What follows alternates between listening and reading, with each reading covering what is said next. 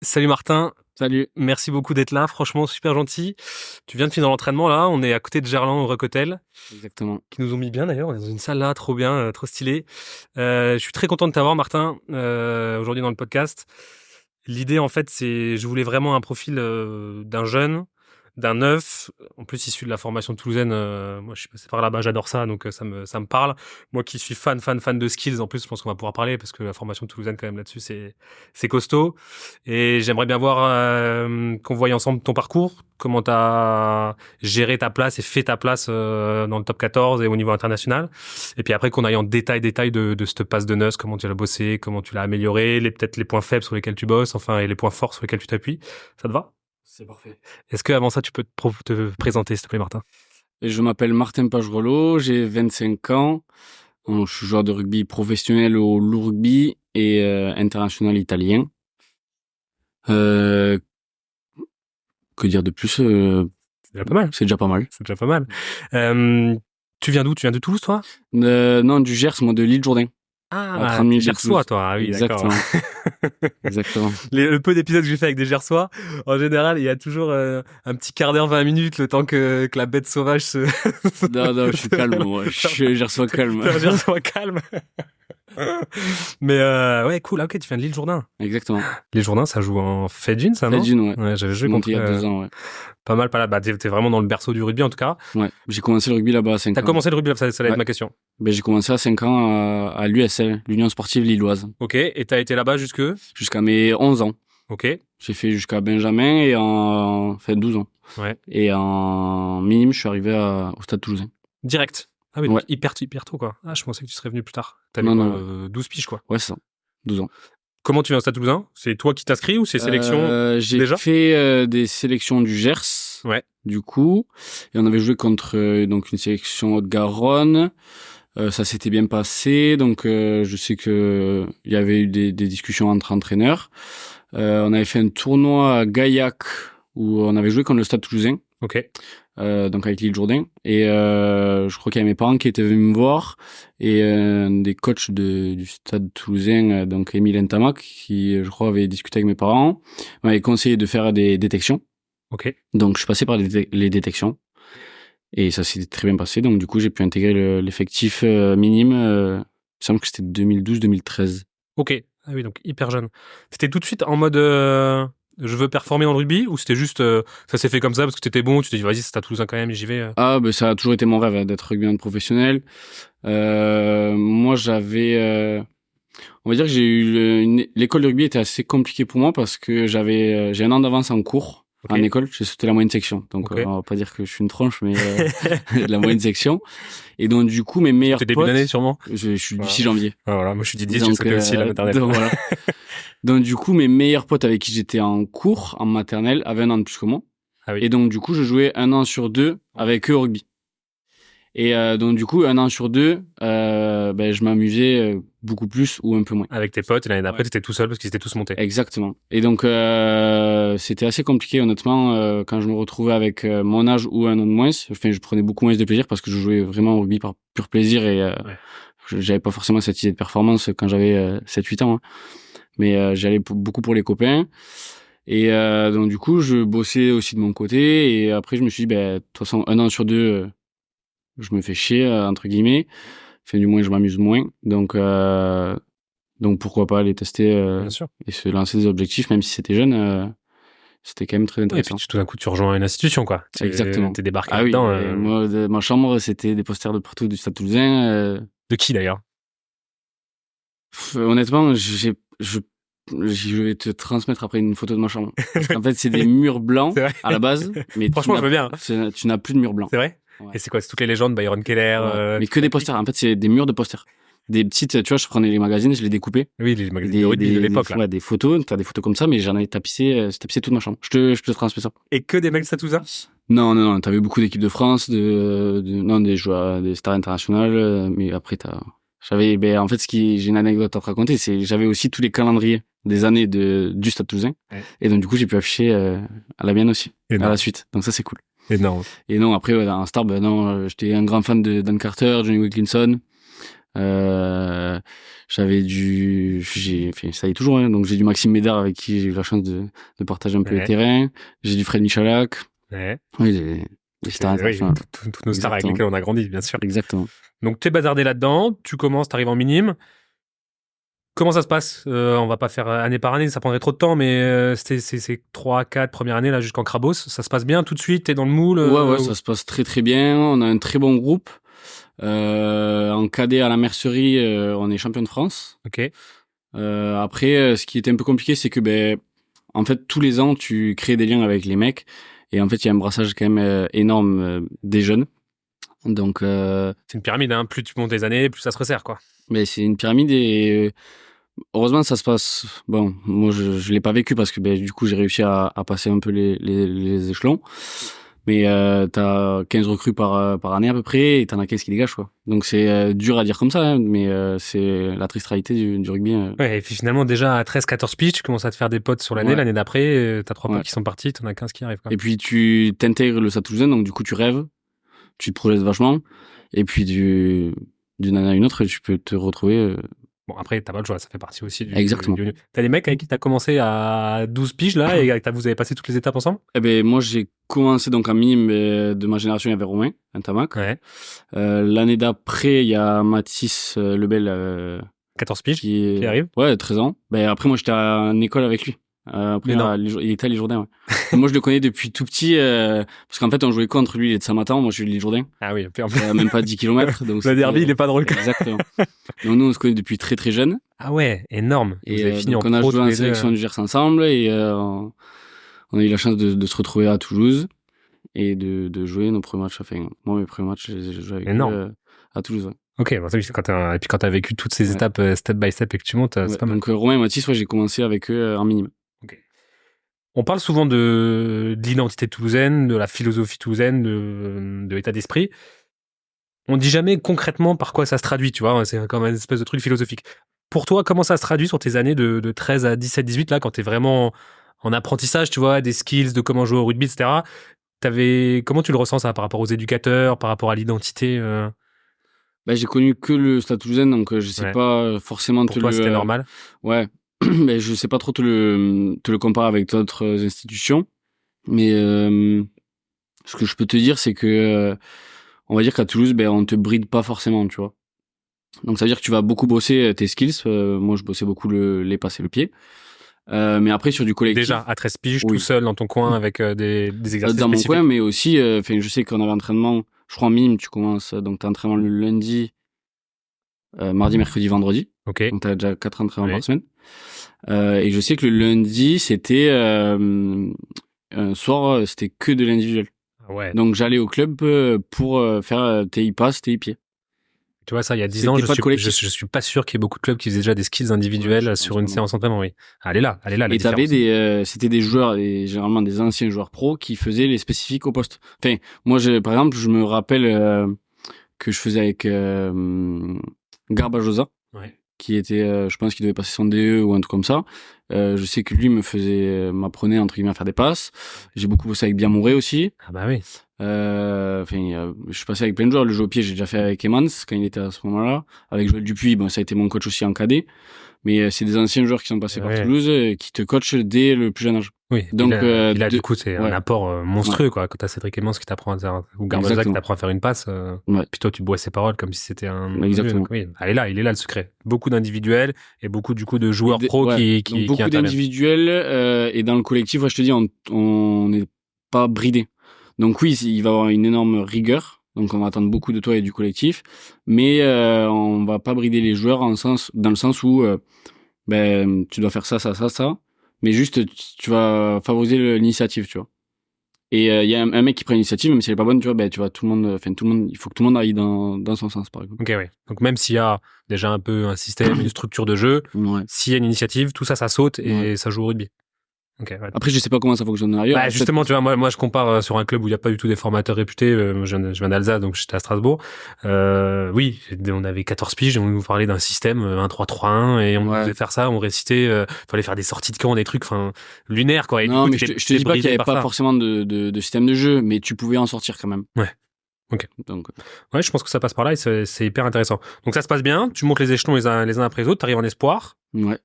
Pareil, ça se passe toujours bien. J'arrive en espoir et ça se passe bien la première année. 2017. Non, ça se passe. En fait, je fais 2 mois et ouais, ça se passe bien. Je fais 2 mois et je suis appelé avec les Froggies. Ok, Donc, Seven. le Seven. Je Ouais. pars à Dubaï et je me fais les croisés. Mais non. Ouais. Aïe. Donc, moi, c'est ma première blessure. Donc là, tu vois, quand t'es en sport, je monte en sport, je suis pas centre de formation. Ok. Et ça, c'est quand même rare pour un joueur qui est pro actuellement de pas être centre de formation Oui. même maintenant, c'est avant sport hein, qu'il faut Pour ceux qui savent pas, en fait, dans la catégorie espoir, t'as 2 types de personnes. T'as ceux qui sont vraiment centre de formation avec un contrat espoir et qui sont... Non, t'as centre de formation, Oui, t'as pardon. centre de formation contre sport et t'as rien. Et t'as rien. Ouais. Et toi, Je du sais coup... que maintenant, il y a plusieurs catégories, enfin, c'est un peu le bordel maintenant, et Oui. ça dépend aussi des clubs. Oui. Et moi, je monte en espoir et je suis rien du tout. Je suis pas centre de formation, donc du coup, je suis payé à la fin du match. Ok. Je crois que c'était 100 balles ou 150 balles par fin de match. Ah oui, donc t'étais pas en mode la pépite déjà non, neuf pas du à mettre en avant, Ben, à déjà, faire moi, monter. toutes les catégories jeunes, j'ai pas fait d'équipe de France, j'ai rien fait. Ok. Non, Ok. rien du tout. Pas fait de pôle sport. Ok. Pourquoi tu penses? Avec le recul, tu sais maintenant? Pas assez bon ou par Non, ben, parce qu'en fait, j'étais titulaire en 9, toutes mes catégories jeunes à Toulouse. Et ils ont pris moi, en fait, j'ai eu ma puberté aussi très tard. Donc, j'ai grandi, j'étais comme ça. Je peux te transmettre aussi des photos. Je faisais je crois qu'à 16 et 17 ans, je faisais 1m58. Donc ça, et le pôle, c'était hyper, c'est à l'époque, c'était encore un c'était peu hyper cadré structuré. Et si t'étais neuf, il fallait que tu fasses telle taille, tel poids. Moi, je pense qu'aujourd'hui, je suis un des plus petits et des plus légers du championnat, mais c'était vachement cadré quand même le pôle sport. Donc, je sais pas si c'est la raison. Peut-être que j'étais pas non plus le meilleur à leurs yeux. Mais en soi, ça m'a pas empêché d'être là où j'en suis. Au final, j'ai sûrement peut-être bossé plus pour en être là. Donc voilà. Pourquoi je te disais ça? Parce que tu te fais les croisés avec les Froggies. Je me fais les croisés. Donc déjà t'arrives en mode pas de centre de formation, pas espoir, et là tu te fais les croisés, donc a priori ça pue la merde. Ça pue un peu la merde. Je m'entraîne pas avec les pros. Donc je reviens très très bien des croisés. Je suis très bien suivi par le staff médical. Et je crois que je reviens des croisés et je fais le match amical. C'est ta deuxième année. Ma deuxième année où je signe centre de formation. Alors je me suis fait croiser. C'est vrai? Ouais. Ok. Alors que j'étais blessé, je signe centre de formation. Et je crois que quand je reviens sur un match amical direct avec les pros. Okay. Et ça se passe bien. Je crois que c'était contre Colomiers qu'on avait joué. C'est contre Colomiers, ça se passe bien. Mais c'était, tu sais, c'était... 3 mi-temps. Exactement. Oui, ça. Et t'en fais une. Donc, ouais, voilà. Voilà, donc ça se passe bien. Et là, je commence un peu à m'entraîner avec les pros, mais tu vois, que les séparés ou que les skills, j'intègre pas les collectifs. Voilà, donc j'avais signé 2 ans en CF. Donc la deuxième année, je crois que je commence un peu à monter sur les collectifs, mais pas... Vraiment de temps en temps, une fois par mois, un truc comme ça, quand il y a un PT. Ouais. Et après, vient la question, qu'est-ce que je fais? Je suis en fin de contrat de centre de formation. Et donc, du coup, vu que je suis encore jeune et que je devais avoir 19 ans, du coup. Ouais. 20 ans. Dernière année. Parce que j'ai pas eu 20 ans. Et donc, du coup, on prend la décision avec le club parce qu'il voulait quand même me garder, mais pas forcément dans le collectif parce que j'allais pas jouer. Donc, du coup, vient la question de me mettre en prêt. Okay. Donc, du coup, je pars en prêt 1 an à Carcassonne. Okay. Là, à ce moment-là, t'avais déjà fait des matchs en pro avant d'aller à Carca? Non. Okay. Que les matchs amicaux. Juste des matchs amicaux, tu as testé, voilà. Donc les mecs, ils se disent, ils comptaient quand même sur toi, parce qu'ils auraient très bien pu dire à la fin du truc espoir, bon allez, t'es mignon, au revoir, t'as pas de niveau. T'as besoin de te former, mais on garde un œil sur toi. Donc là, je suis en contrat espoir. Ok. Contrat espoir et je joue à Carca, donc je démarre à Carca. Donc Pro D2, donc c'est cool. Déjà, pas trop dur de devoir partir en prêt? Tu l'acceptes facilement? Non. Parce qu'en plus, c'était pendant la période Covid. Donc du coup, période Covid, je crois que c'est à partir de mars ou avril où on est confiné. Oui. Et pareil, tu vois, en fait, j'avais beaucoup entendu quand tu pars en Pro D2 pour remonter après, même si j'avais pas commencé en top 14, mais si tu pars en Pro D2, même si t'es un jeune joueur, pour passer après en top 14, c'est quand même compliqué. Et je me dis, de toute façon, ça a commencé fort avec Thomas Ramos. Oui, Franchement, c'est pour vrai. moi, c'est Ouais, l'exemple, le meilleur exactement. exemple qui part à Colomiers. Ah oui. Je me rappelle, moi aussi, j'ai une anecdote, je me rappelle toute ma vie, j'étais du coup kiné là au stade, GD, Ben et Bruno. Et Thomas Ramos, il était pas encore parti. C'était l'année où il venait de lui annoncer. Et il arrive dans la salle kiné complètement Ouais. dépité, enfin, t'imagines, etc.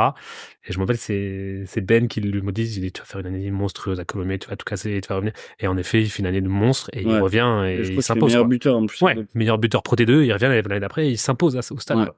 Incroyable. Donc ça avait ouvert la porte un peu. c'est vrai. Mais tu y allais un peu en disant, Ouais, c'est j'y le début de la fin. allais. Ouais. Mais après, je relativise fort aussi parce que devant moi, ben, t'as Dupont, t'as Bézi, t'as du monde aussi. Donc, à pas jouer ou à jouer en esport, autant aller jouer en Pro D2. Donc, du coup, j'y vais. Ça se passe bien. Je fais une vingtaine de matchs, je crois. 19 ou 20 matchs en Pro D2 en un an. Donc, c'est plutôt cool. Puis là, c'est ta première saison vraiment senior, Pro D2. Les matchs, c'est quand même rugueux, la Pro D2. Alors, ça va moins vite. Ça allait moins vite qu'en esport. Ouais. Normal parce que ça tapait beaucoup moins. Parce qu'au final, ça tape fort en Pro D2. Mais c'était cool. Donc du coup très bonne expérience. Ouais.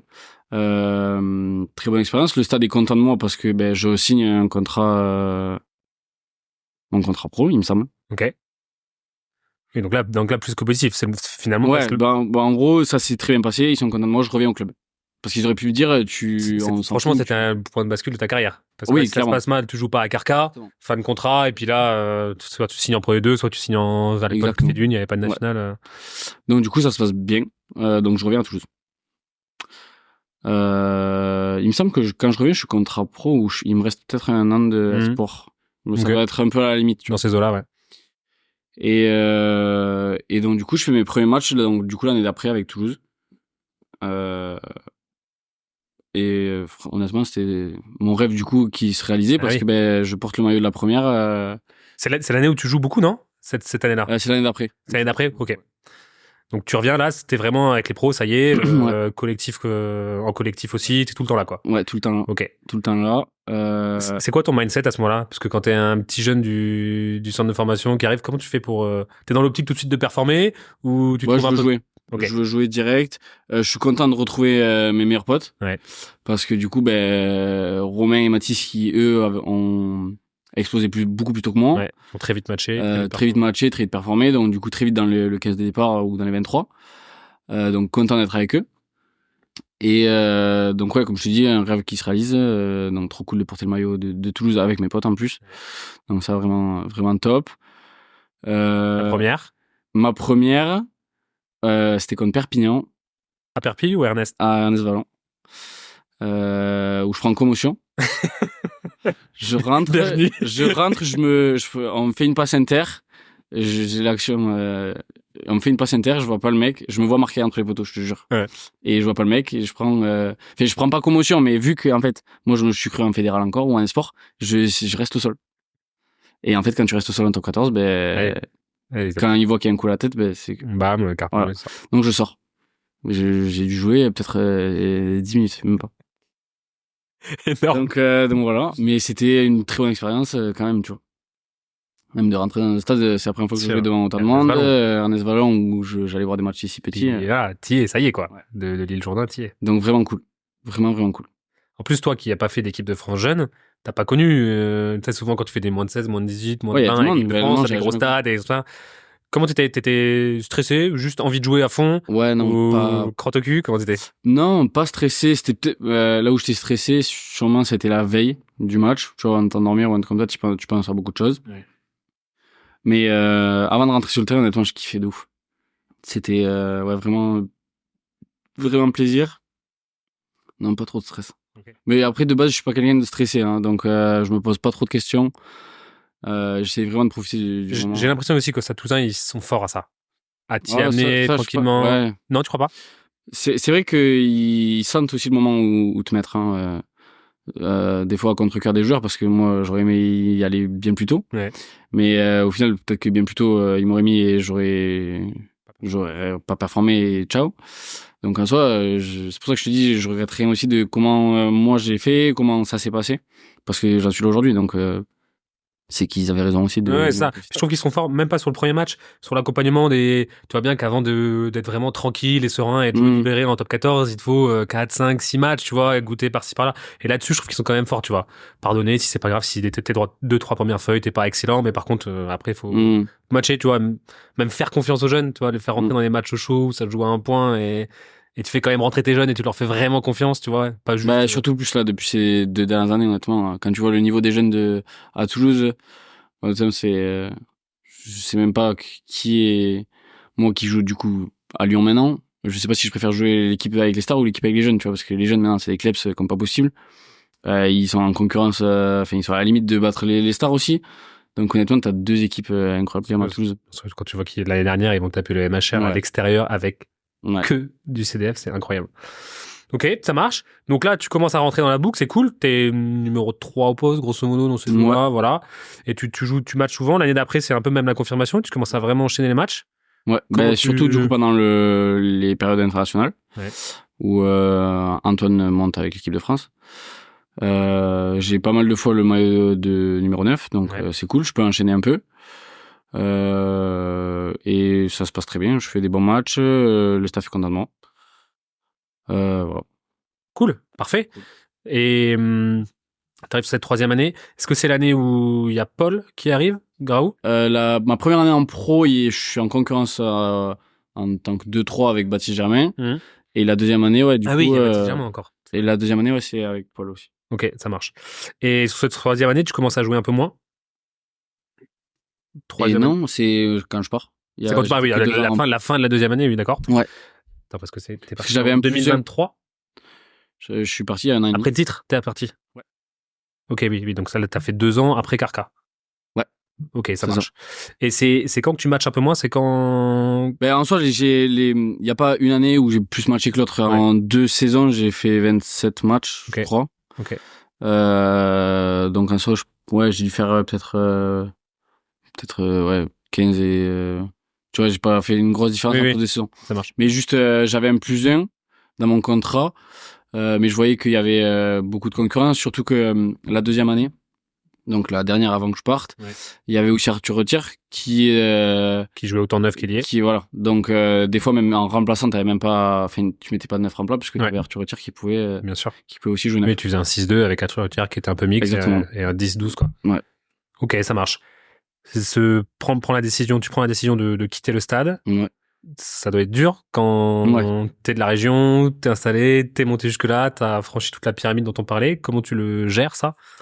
Déjà, première fois que je décide de quitter un peu mon confort, parce que je pars de loin de ma famille, de mes potes, et de mon club de cœur. Donc, c'est une grosse décision à prendre, mais une carrière de rugby, c'est 10 ans, 12 ans au max, donc au max pour mon poste, je pense.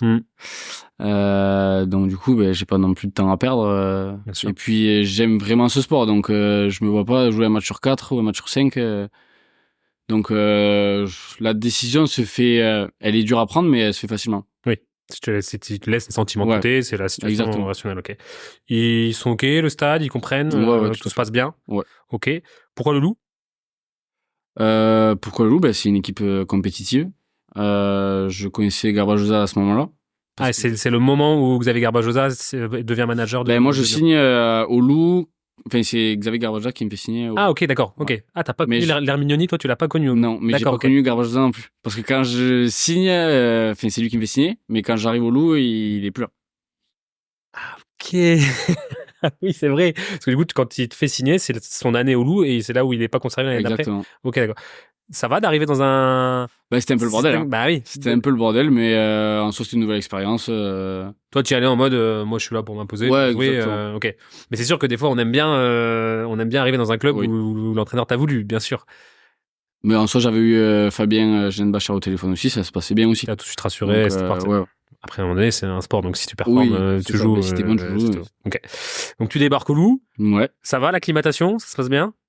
Déjà, un peu bizarre aussi parce que je débarque au Loup après une Coupe du Monde. Parce que j'ai eu la Coupe du Monde entre-temps avec l'Italie. Ah oui, petite parenthèse. Petite parenthèse. Donc, du coup, les mecs reprennent en juillet. Ouais. Et moi, j'arrive ici en fin octobre. Ok. Donc du coup, les mecs avaient déjà créé des liens. Enfin, moi, j'arrive dans un système qui est tout nouveau, des nouveaux codes, des nouveaux noms. Enfin, nouveau lancement, c'est le bordel. Hein. Bien sûr. Donc, au final, je m'y fais vite. Je pense que je suis pas chiant à vivre, donc je m'entends de suite bien avec les mecs. Mais c'est vrai que d'arriver en octobre, c'est compliqué. Ouais. Toi, genre, tu le connais peut-être, j'ai enregistré la semaine dernière avec Paul Malaise. C'est ta génération c'est plus jeune que moi, mais j'ai joué avec lui à Toulouse. Ouais. Et lui, justement, là, il est en prêt à Provence. Ouais. Et en fait, il disait que le stade voulait qu'il reste pendant cette période Coupe du Monde là, pour jouer un peu. Et lui, il a préféré dire non, je vais tout de suite à Provence pour m'acclimater, arriver direct début août, enfin début juillet, même à la prépa, etc. Et il disait que ça avait été plus simple pour lui de. Ouais, donc toi, t'arrives octobre parce que c'est la Coupe du Monde. Donc là, t'arrives à t'acclimater quand même. Ouais. Ben, je connaissais Guillaume, du coup, Marchand, avec qui j'avais joué à Toulouse. Oui. Mais c'est un peu plus âgé que moi, un an de plus. Donc il t'aide pas mal. Bah, il m'aide pas mal. Donc du coup, au début, je reste un peu avec lui. Ben, lui, il avait un groupe de potes, donc du coup, je parlais avec ses potes. Bon, au final, ça se fait très vite. Hein. Honnêtement, un entraînement, 2 entraînements, tu vois avec qui tu vas plus t'entendre. Donc ça se fait très vite au final. Ok. Et là, comment ça se passe après 2 ans au Loup, t'es content de tes perfs, ça se passe bien? Et ben après d'un an, du coup, parce que oui, là commence c'est la deuxième saison post Coupe du Monde. Ouais. Bah écoute, j'étais venu pour avoir plus de temps de jeu et on va dire que j'en ai un peu plus parce que je suis aligné sur quasiment toutes les feuilles de match. L'année dernière, je crois que toutes les journées, je suis aligné dessus, sauf quand j'ai eu un petit pépin à l'épaule. Donc on va dire que c'est positif, c'est ce que je suis venu rechercher. Après on est il y a Baptiste qui est international français, donc on va dire que c'est une grosse concurrence. Écoute, je travaille pour essayer de gagner de plus en plus de temps de jeu, quoi. J'ai même pas envie de te poser cette question, je suppose que tout le monde te la pose. Pourquoi t'es allé au Loup? Il y a grosse concurrence, t'avais Antoine Dupont au Stade Toulousain, je crois que sincèrement, dans tous les clubs top 14, il y a un mec oui, c'est ça, qui joue tout le temps, je veux dire, tu joues en top 14. Français ou maintenant t'as de tout à tous les postes. T'as tout, t'as c'est clair. Des Loup, l'UBB, enfin t'as des mecs qui sont forts, il y en a partout, faut arrêter un peu de gérer ce contrôle. Par contre, tu vois, dans ta progression, moi je trouve que justement ça me paraît même plus logique parce que t'avais une tête casquette de jeune numéro 3 à Toulouse, là t'as une casquette de mec confirmé numéro 2, tu vois, donc tu te dis que ça suit un peu le step logique de ta carrière. Moi je trouve ça très logique. Et surtout que maintenant tu as cette casquette internationale. Tu nous racontes un peu comment ça s'est passé ce truc là? Honnêtement, c'est assez improbable. Hein. Donc du coup, j'étais à Toulouse. En fait, je l'ai raconté beaucoup de fois aussi cette histoire, donc je vais le faire vite aussi.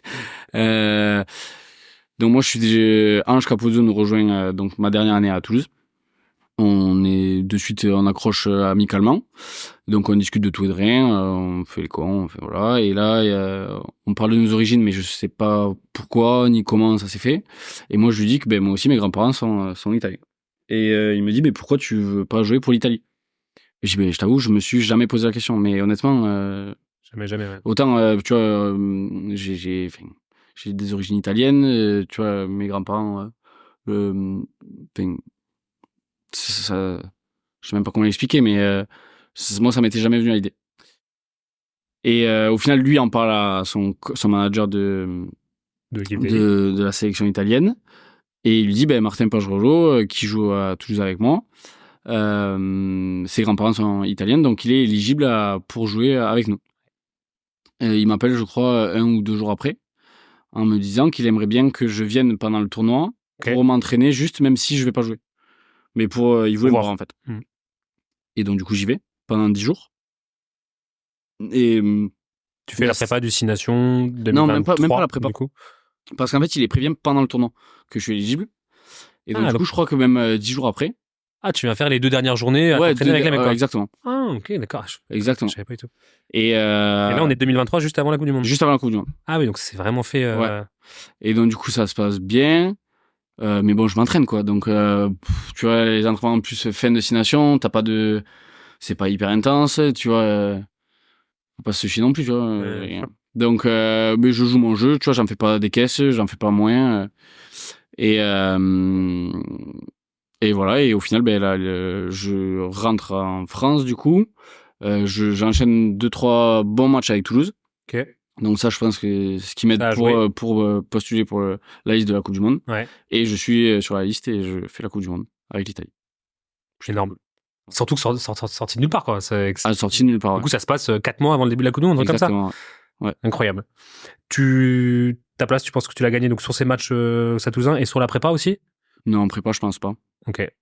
Honnêtement, je pense pas que parce que je te dis, c'était vraiment fin de destination.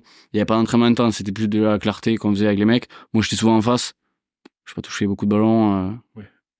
Tu vois, autant, oui, on faisait un peu de TI à la fin, mais bon, quand t'es neuf international, comme il y avait déjà en place, les mecs ils savent taper au pied et faire des passes. Hein. Bien sûr. Donc, je pense que c'est plus mes performances en club qui ont fait que. Ouais. Ok. Et du coup, Coupe du Monde? Coupe du Monde. Coupe du Monde. Des souvenirs incroyables parce que déjà Coupe du Monde en France. Je suis né en France. Je joue pour l'Italie. Déjà, contexte incroyable. Improbable. Dans la poule de la France en plus. Ouais, dans la poule de la France. Je joue pas ce match. Ouais. T'as les nerfs? Bon, maintenant, non. Mais sur le moment, ouais. De ouf.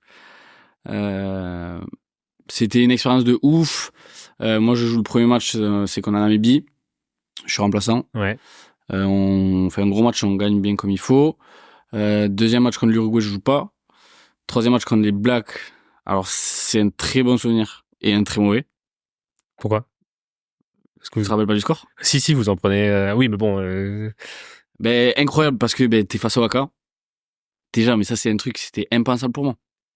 Parce que quand je joue au rugby, même quand je fais mes premiers matchs en pro, avec Toulouse, j'ai pas la prétention de dire que je vais être en équipe de France. Parce que pour moi, c'était l'équipe de France à ce moment-là. Ouais. Et encore moins, je me dis, je vais être neuf pour l'Italie parce que je l'avais même pas en tête.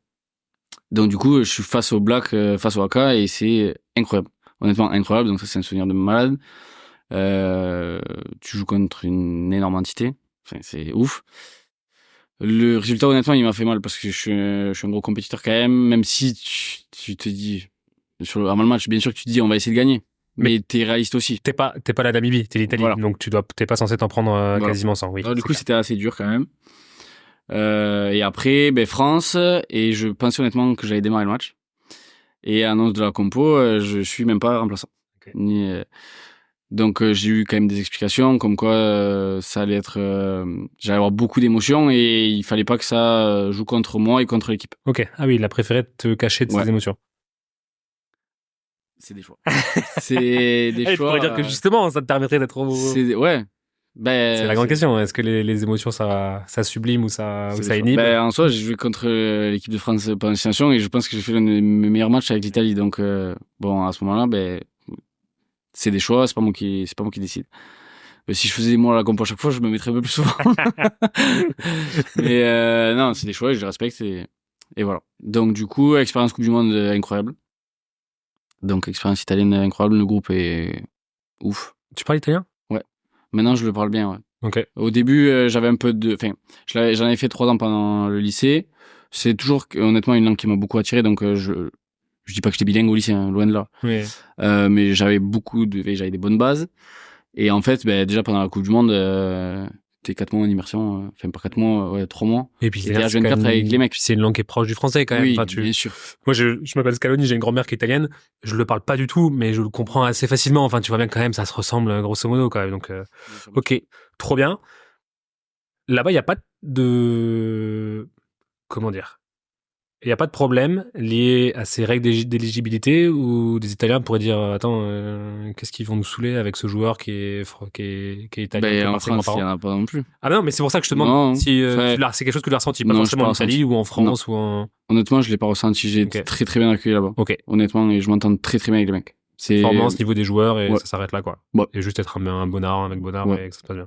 Ok. Non, je me posais la question. C'est quoi pour toi la grosse différence? Tu me disais qu'entre le top 14 et le Pro D2, c'est vraiment la vitesse que tu as reconnue comme différence. Entre ce niveau de top 14 et ce niveau international, pour toi, elles sont où les steps, les marqueurs de différence? Je pense que c'est plus dans le détail. Ok. De tout. Ok. Dans le détail de la stratégie, mais dans le détail des skills des mecs. Déjà, tu joues avec les meilleurs des clubs. Donc les mecs sont logiquement plus forts techniquement, mais dans tout ce qui est détail. Ouais. Okay. C'est précision, c'est au millimètre près. Et en soi, t'as un staff aussi qui bosse pour ça toute l'année, pour une dizaine de matchs. Ouais. Donc c'est logique aussi que sur ça soit les vidéos donc sont beaucoup plus longues, mais parce que tu bosses au millimètre près. Oui, parce que t'as pas besoin de bosser avec les joueurs logiquement qui sont les meilleurs de ton club. T'as pas besoin de bosser des choses que tu vois toute l'année en club aussi, tu vois. Bien sûr. Je sais pas si c'était clair. Si, c'est très clair. Là où tu mets un plan de jeu en place avec le loup, voilà. T'as pas besoin de répéter tous les semaines la même chose. Voilà. Que là, limite. Non, mais tu vois, ici, t'as le temps en club, en fait, de bosser des choses que t'as pas le temps aussi en sélection. Donc, en club, tu peux bosser, tu peux t'améliorer en technique de plaquage, tu peux, enfin, tu vois, des détails que tu peux prendre le temps de bosser en club, ben, tu les prends pas en sélection parce que logiquement, si t'es là, c'est que tu les as acquis auparavant. Tu vois. Donc là, t'es que dans le micro détail de comment on va gagner ce match contre cette équipe. Exactement. Ok, ouais. Oui, donc l'approche est différente. Ouais. Tu t'es senti au niveau tout de suite? Au niveau international? Mon premier match, c'est contre la Namibie. Oui, je fais un bon match. Ouais, j'avais fait un très bon match, même une très bonne rentrée. Okay. Donc, après, c'était Namibie aussi. Donc, c'est dur aussi de se juger par rapport à ça. Par exemple, quand tu t'en prends 100 contre les All Blacks, est-ce que tu dis. Je me fais contrer, on prenait ça à cause de moi. Ok. Contre les Blacks. Ok. Donc, ouais, comme je te dis, je suis compétiteur, donc je suis deg. Et aussi, c'est pour ça aussi que j'en garde aussi ce côté mauvais souvenir, tu vois. Je me fais contrer par Barrett, on prenait 2 actions après. je me souviens, j'ai encore une action qui revient où je suis dans les 5 mètres face à Ioane. Oui. Et je pense qu'il va me rentrer dedans. Je fais 75 kilos et qu'il va me rentrer dedans, logiquement. Et il me fait un 4 deb, je le touche même pas. Voilà les souvenirs que j'ai. Voilà les souvenirs que j'ai de ce match. Donc, au niveau, après ce match, tu te dis, il y a un step d'écart. Tu vois ce qu'il y a. Il y a un step d'écart encore entre eux et nous. Ouais, clairement. Et non, mais même moi individuellement. Voilà, c'est ça ma question. C'est, est-ce que tu sais, il y a un gap d'écart entre l'Italie et le Blacks ou il y a un step d'écart entre moi en tant que joueur et les joueurs qui est en face? Je te parlais individuellement. Okay. Mais c'est des erreurs, tu vois, qui m'ont aidé aussi parce que, c'est un match où tu le prépares aussi différemment. Émotionnellement, c'était fort. C'est un match qui m'a fait, où j'ai appris de mes erreurs et donc du coup j'ai progressé par rapport à ça, tu vois. Bien sûr. Je ferai pas les mêmes erreurs aujourd'hui. Ça. Donc à ce moment-là, je pense que oui, que j'étais pas bien préparé moi personnellement. De là à dire que je suis moins bon, je pense pas que c'est forcément à ce niveau-là. Ouais. C'est plus dans la préparation émotionnelle. Bien sûr. Exactement, comme si demain il y a un Italie et Nouvelle-Zélande, tu seras plus focus sur ces petits détails. On l'a dans un mois. Putain, ah bah oui, c'est vrai. On l'a dans un mois. Tu l'as coché j'espère. Pareil, c'est pas moi qui fais la compo. Qu'est-ce que je voulais dire? Comment je peux formuler cette question? Dans ton projet là, justement, où tu passes de numéro 3 à Toulouse à numéro 2 au Loup, joueur international, est-ce que toi, dans ta suite logique, là maintenant, je sais pas, il te reste combien d'années de contrat? Je suis en fin de contrat. En fin de contrat là. Comment t'imagines la suite sur cette progression un peu linéaire qui est logique que tu ambitionnes de devenir, maintenant que tu es un joueur international en plus, comment tu le... Le but c'est de jouer plus que ce que je fais maintenant. Ok. Et donc ça va être en fonction aussi des opportunités que je vais avoir de Lyon, des autres clubs aussi. Donc moi aujourd'hui je suis pas à la recherche je joue pas au rugby pour de l'argent, même si on va pas se mentir, c'est important. Bien sûr. Moi aujourd'hui ce que je cherche c'est vraiment du plaisir et je prends du plaisir quand je joue au rugby. Donc je vais pas aller dans un club où je suis où je vais pas rester dans un club où je suis numéro 3 ou 2 et jouer 10 minutes par match et gagner beaucoup d'argent, ça m'intéresse pas. Donc du coup je vais aller à la recherche de plus de temps de jeu. Bien sûr. Qu'on m'en propose ici ou ailleurs, quoi. Bien sûr. Donc c'est ce que je recherche aujourd'hui. Ouais, c'est le jour. Puis comme on disait, dans la progression linéaire, elle suit cette logique, tout à fait. Et bon, voilà, on va pas, j'ai pas envie de te mettre un peu dans l'embarras par rapport à ça. Surtout que, c'est ce que je disais en début avant qu'on enregistre, je trouve que tu as un profil avec beaucoup de vitesse, beaucoup de skills de main, etc., qui correspond plus à un joueur titulaire qu'un joueur finisher qui va jouer les 10 dernières minutes et qui va devoir... on prend l'exemple qui est annoncé en plus par Fabien Galtin d'équipe de France, avec Dupont qui est là pour faire le score et avec un Lucu qui est là pour vraiment gérer ces 10 dernières minutes, qui fait de manière assez incroyable. D'ailleurs, c'est clean tous les matchs destination où Lucu rentre avec 2 points d'avance la France. C'est incroyable comme ça, c'est géré, c'est propre, c'est nickel, mais parce que ça correspond aussi à ses qualités premières, tu vois. Et c'est vrai que, par exemple, un Couillou ou un Le Garec ou n'importe quoi ont moins ses qualités de gestionnaire et plus ses qualités d'animation et de breaker et de Donc, tu vois, je trouve qu'il y a des profils de neuf qui correspondent plus à ce rôle de finisher et des profils de neuf qui correspondent plus à ce profil de titulaire. Et du coup, c'est pour ça que moi, je trouve que tu t'éclaterais. J'ai en tête cette image. Mais je vais te donner le numéro de tous mes coachs et tu vas leur dire ça. Alors, j'ai cette image quand tu joues tes titus l'année dernière contre Bristol. Ouais. C'est ça? Les Bears? Là-bas, ouais. Tu fais un gros match là, tu vois, ça joue de tous les côtés, tu t'éclates, ça se sent. Et enfin, moi, je trouve que c'est ça, tu vois. Là, tu commences à La Rochelle, ça score, ça match. Je trouve ça. Tu veux que je te dise quoi, moi? Ben ouais, vas-y, mets-moi titulaire si tu veux. Non, mais voilà, tu vois, tu comprends ce que je veux dire? Oui. Lié au profil des joueurs. Donc, moi, je trouve que ça correspond bien. Je pense qu'on a fini un peu la partie parcours. En tout cas, ce que je suis sûr, c'est que je vous souhaite une bonne saison avec le Loup. Et je trouve que là, ça commence à matcher, à proposer quelque chose d'intéressant. Ça risque d'être une belle saison pour le Loup. Déjà que vous avez gagné le premier match à l'extérieur c'est cool, ça, depuis 2 ans, ça enlève des freins. Et je trouve que vous avez une belle équipe là, vraiment cohérente. Si je t'ai appelé aussi pour qu'on fasse le podcast, c'est pour qu'on détaille cette passe de 9. Pour moi, tu as une des plus belles passes du top 14. On sent que tu es passé par la formation toulousaine qui a vraiment des skills. Et je pense que maintenant que je connais ton profil de parcours où tu as pas fait trop de sélections internationales, on t'a jamais trop rien donné, tu vois, t'étais pas non plus la pépite à couver jusqu'en haut, t'as dû un peu, je pense, aller te la chercher, t'as dû bouffer un paquet de passes tout seul dans ton coin sur le poteau, donc je pense que t'as dû le détailler cette passe de 9, t'as dû la bosser comme un chien. Ouais, mais très très jeune en plus, en fait je bossais beaucoup avec mon père. Ok. C'est pas lui qui me donnait des conseils, parce que j'aimais pas qu'il me donne de conseils. Parce que je suis très borné, il est aussi, donc du coup ça peut partir au clash. Je les reçois, quoi. Exactement. Il recevait et il me renvoyait, et honnêtement, c'est incroyable parce que tu peux travailler. Et c'était une aide incroyable. Hein. On se rend pas compte, hein, mais bien sûr. Et au final, il est là. Tu vois, et t'as un soutien quand même. Donc c'est cool. Et ça, il faisait ça pendant des heures. En fait, je me mettais j'ai toutes les images. Hein. Je me mettais dans le couloir, donc chez mes parents. Ouais. Et c'était une cinquantaine de passes main dans droite. Le couloir, même pas dans la maison, même pas dans le jardin. S'il pleuvait dans le couloir, on faisait dans le couloir. Non, dans le jardin, je faisais seul quand même. Okay. Il m'avait fait une petite construction d'une porte qu'on avait dans une grange là, et une porte du coup en bois toute pourrie. Il m'avait fait une petite cible au milieu. J'avais 4-5 ballons, je tapais au milieu de la cible et j'allais chercher. Mais moi, le souvenir que j'ai de nous deux quand je travaille, c'est dans le couloir, ouais. Une cinquantaine de passes main droite, main gauche, et c'était à peu près 200 passes. Donc 50 droite, 50 gauche, et après 2 mains droite, 2 mains gauche. Non. Et et ça a répété. Et je l'ai fait progresser aussi, ça passe. C'est ça qu'il faut savoir aussi. Il te doit tout, en fait. Ok. Et après, tu arrives au stade et du coup, je suppose que là, on te perfectionne vraiment dans le micro-détail. Tu sais quoi, on va l'apprendre, ta passe. Dis-nous ce qui se passe dans ta tête quand tu arrives sur un ruck.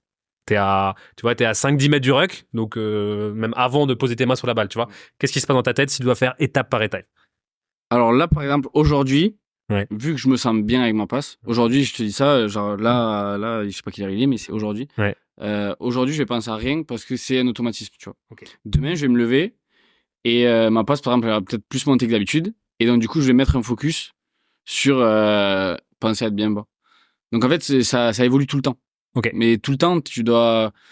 ton corps, il change, t'as peut-être plus mal à l'épaule. Moi, en ce moment, j'ai le pouce pété complet et le petit doigt pareil. Okay. Donc, du coup, t'adaptes un peu ta passe et du coup, tes pensées. Ok. Donc, du coup, on va dire qu'actuellement, c'est plus un automatisme. Si tout va bien, tu roules, tu le bosses pas. Ouais. Si je vois que j'ai, par exemple, ma vrille ou mon poussé, il est pas bon, là, avant d'aller au ruck, là, je vais penser à ça. Et je vais mettre l'accent. Tu mets des focus vraiment sur un jour J parce que tu sens que ta passe elle est là. Ouais. C'est l'échauffement du match contre La Rochelle. Tu sens que ta passe elle part un peu derrière. Voilà, tu vas te mettre ce focus. Ouais. Okay. Après, donc du coup pour répondre à ta question, si je vais bosser en amont ou tu vois un jour off, je vais faire des passes. Ouais. Là, je vais plus me concentrer sur, je peux dire un truc. Donc c'est par exemple le grip, donc attraper le ballon. Ouais. Donc là où je vais essayer de forcer, avoir de l'espace entre les doigts.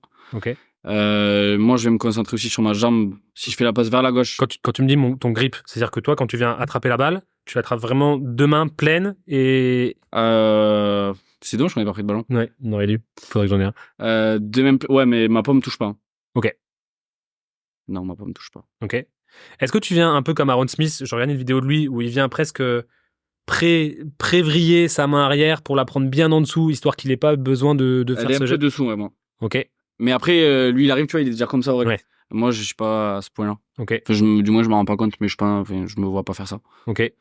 Mais par contre, ouais, je suis un peu dessous quand même. Ok. Je suis pas là. Ok. T'es en dessous sur la main arrière. Ouais. Ta main avant, elle est fixe. Elle vient toujours au même endroit. Ou Ben non, il vient pas toujours au même endroit. Ça dépend de mes gros s'ils ont fait le boulot au rec déjà. Donc, imaginons que le rec est propre. imaginons que, ouais, logiquement, il vient au même endroit. Ok. Ton travail avec ces deux mains, il est comment? Tu grippes ultra fort ou tu... Non.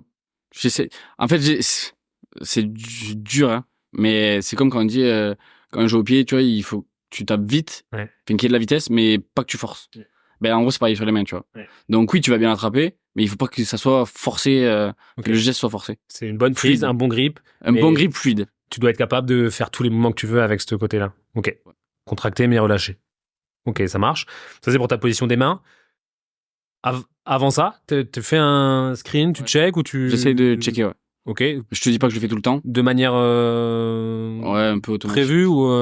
Mais ça, c'est un truc que j'ai bossé aussi parce que je me suis vu ne pas le faire Ok. ou ne pas le faire suffisamment. Et du coup, rater peut-être un mismatch, un petit côté, un truc comme ça. Donc ça, c'est un truc que tu peux bosser en amont ou ben, avant le match, tu vas te faire un focus en te disant, avant d'aller au rec, tu vas checker, tu vois. Et t'arrives à juste te dire ça avant le match et vraiment le faire? Ouais. Ah ouais? T'arrives ça? J'essaye. Après, je te dis pas que je vais le faire à chaque fois et que je vais y penser à chaque fois. Ah ouais. Mais si je me le répète avant, je sais que j'ai plus de chances d'y penser que de pas le faire. Parce que tu vois, il y a quand même beaucoup de choses des fois que tu bosses à l'entraînement et puis arrive le match. Ah oui, Il y mais a tout qui clairement. vole en éclats Ça et- dépend complètement du contexte, ça Ouais, dépend des ça. conditions, ça dépend de plein de choses. Mais je pense que si tu te mets ton focus avant, ben, t'as plus de chances de le faire. C'est clair. Un petit rappel juste avant le match pour mettre le focus. Et du coup, c'est juste regarder 2 mètres à gauche, 2 mètres à droite. Ouais. Ok. Ouais, tu regardes un peu la couverture. Ok, ça marche. Et après, ouais, comme je te dis, ça dépend aussi du contexte, du contexte du match, du contexte de la météo.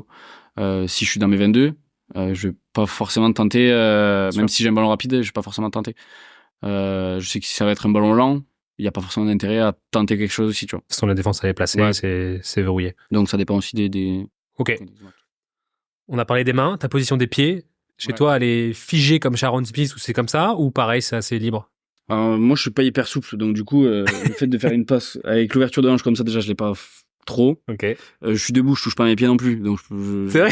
Ouais. Pourtant, tu fais 1m50. Ouais, je te jure, je suis pas souple du tout. Ok. Donc, je pense que c'est tout le temps la même, Ouais. mais ça dépend vachement de la morphologie du mec aussi. Ok. Et De- en fonction de ta de morphologie, souplesse. c'est quoi du coup? Le pied au plus proche du ballon, le pied arrière? Bah déjà, moi, là, on apprend à faire une passe où t'es comme ça, tu vois. Je sais pas si on... Ouais, t'inquiète, la hanche, gros, la hanche Ouais, du pied la arrière, hanche elle est en ouverte et rotation le externe. pied Quoi. vers là où tu veux l'envoyer. Ok. Moi, je pense que j'ai jamais comme ça. Parce que là, déjà, ça me fait mal, en fait, à la hanche. Ah ouais, rien que d'ouvrir en écarter les jambes, ok. Là, Martin, il a sa jambe, du coup, imaginons, ça passe sa jambe avant qui est en direction du 10, quoi. Donc, en fait, je me mets un peu en position où, en fait, j'essaie juste de me concentrer sur ma jambe Arrière. arrière, où c'est elle qui va donner toute l'impulsion. Et c'est elle qu'il faut qu'il soit basse et qui donne la force. Ok. Après, la gauche, honnêtement, si je fais la passe à gauche, ma jambe gauche, qu'elle soit comme ça ou comme ça... Ah ouais. Ben, en fait, Ok. celle-là va me donner l'impulsion et donc, du coup, après, je vais aller vers là-bas. Ok. Et en soi, c'est cette hanche qui, donc, que mon pied soit comme ça ou comme ça, dans tous les cas, je vais aller vers là-bas. Bien sûr. Donc, après, ce qui se passe en bas, je t'avoue, je ne suis pas Ah forcément... ouais, non, mais c'est intéressant. maître.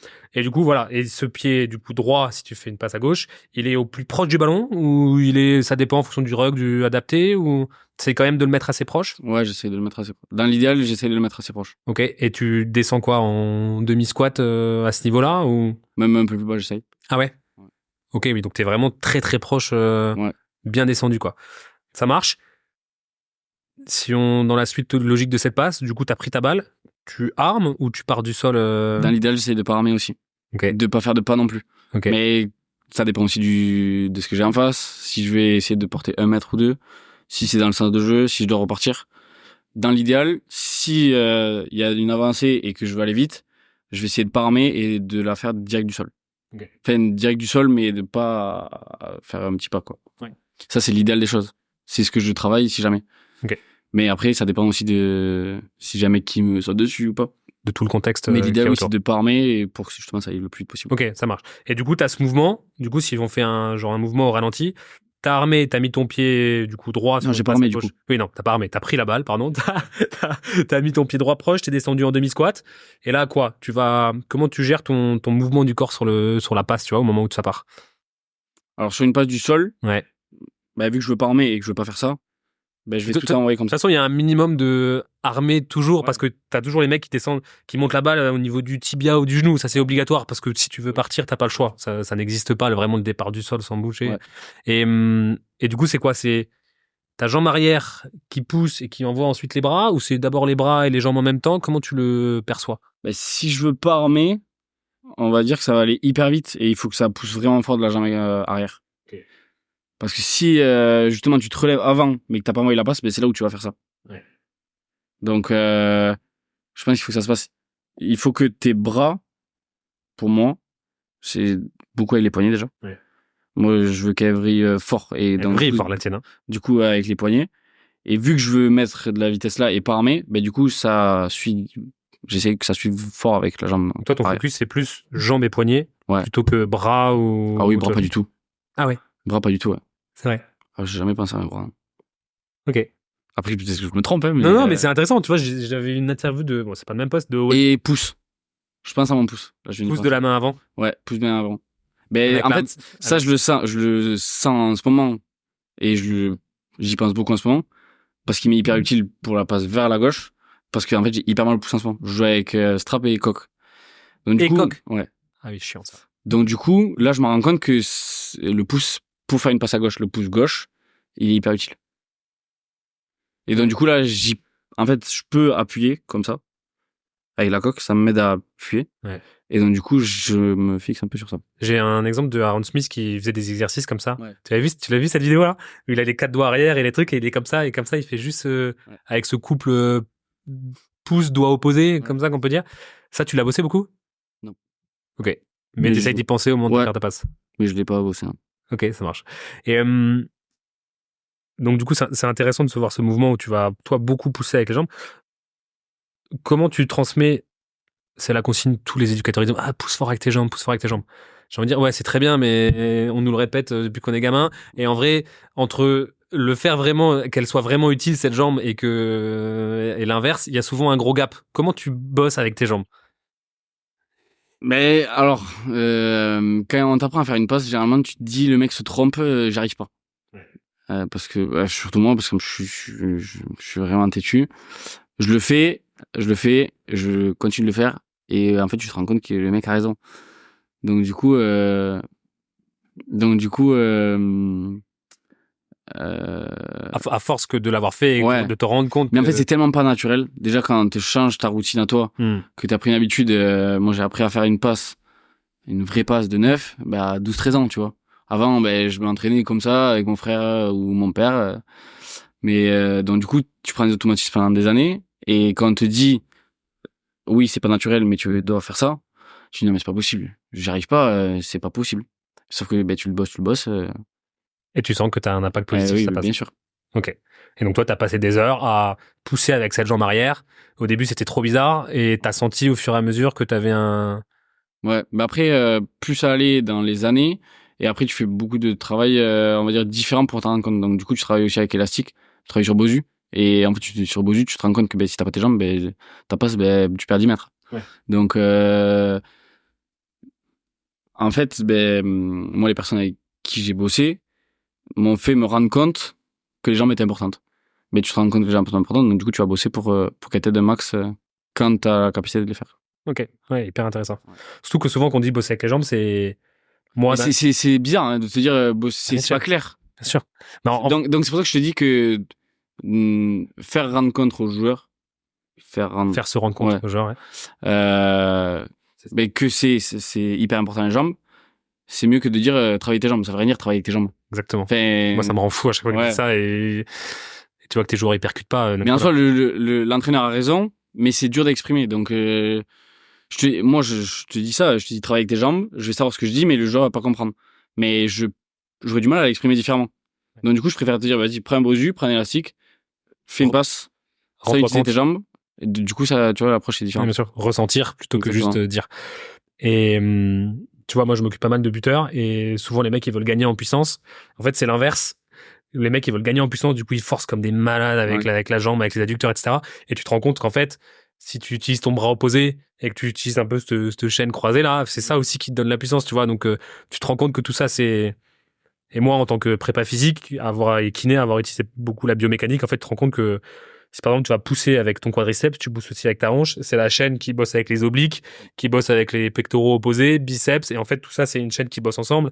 Et c'est en fait si tu arrives l'énergie que tu as dans les hanches qui est la plus forte du corps, c'est pour ça que tu es capable de soulever un squat, si tu arrives à transférer ça à ton gainage puis à ton bras, c'est là qu'en fait tu utilises tes jambes. Donc en fait c'est pas pousse avec tes jambes, c'est utilise tes jambes pour transférer l'énergie sur Ouais. le bras. Ouais. Ouais, mais tu vas expliquer ça, toi tu vas te comprendre parce que c'est ton domaine aussi. Impossible. Moi j'ai fait STAPS, donc je le comprends. Un gamin de 12 ans. Mais oui, attends, Impossible. moi tu me dis ça, j'ai 12 ans, je te dis, J'y ressemble. Ça. imagine si j'y reçois. Non, mais c'est clair. Ok, donc là on a bien compris ce truc. Comment tu finis le grand débat? Tu finis les deux mains cibles, bien scolaires, bien jolies? Je t'écoute. Pas du tout. Dans l'idéal, si j'y pense, je le fais. En vrai, comment tu fais?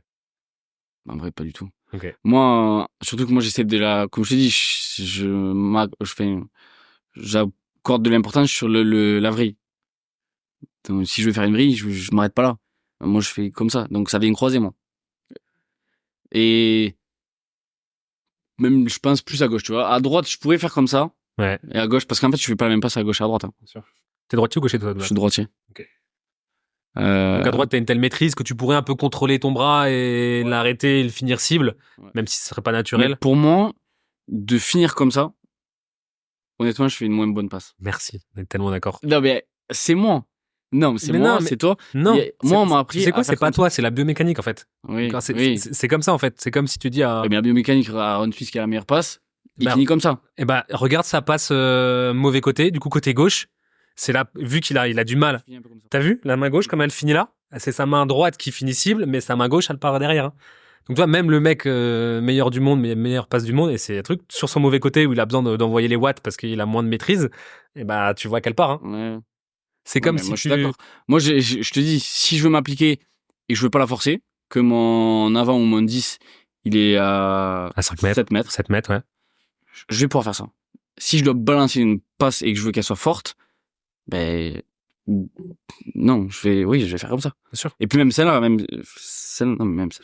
Les deux vont partir. Ah, bien sûr. C'est le mouvement naturel. Exactement comme tu prends un gamin qui lance un caillou près d'un lac. Tu crois que le mec, quand il balance son caillou, Il va pas finir comme ça. Il va finir comme ça, arrêter. C'est très scolaire. C'est magnifique sur un tableau, etc. La vérité, c'est que tu pars comme ça.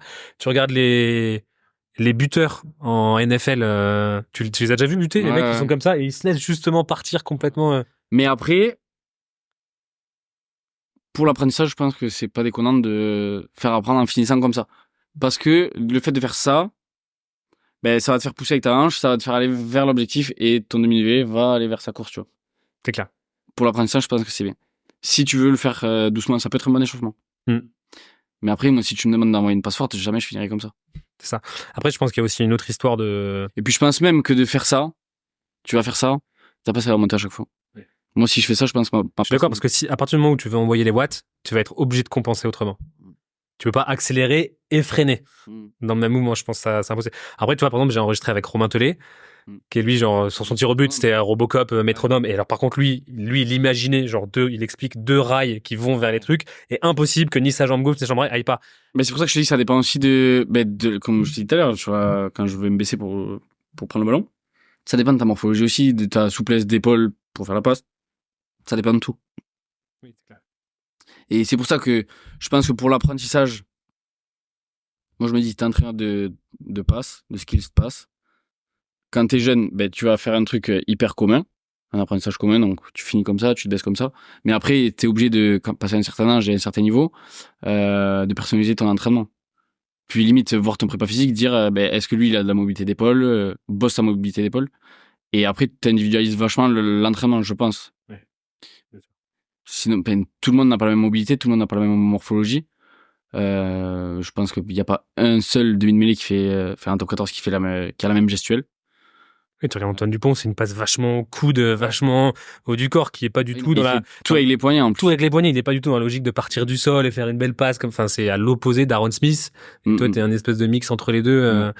Oui, bah, c'est clair, il y a pas... Mais c'est pour ça il faut pas se comparer. Je pense. Moi, je sais qu'un de mes exemples, quand je commençais à rentrer avec les pros, c'était Sébastien Bézi. Je trouvais qu'il avait une passe vraiment magnifique. La vraie elle me faisait mal, en fait, quand je la récupérais. Et je voulais, moi, ça. Je voulais que moi, ma passe fasse mal. Et donc, du coup, je bossais sur ça. Et, donc, du coup, j'ai essayé de faire un peu les passes un peu comme lui. Mais je voyais que, je pouvais pas forcément faire. Parce que, ça dépend totalement de chacun. Et du coup, toi, qui aimais cette vrille, c'est quelque chose que tu bossais. À chaque fois que tu faisais une passe, tu disais, vas-y, vrille fort, vrille fort, vrille fort. Ça, c'est un truc que j'ai bossé.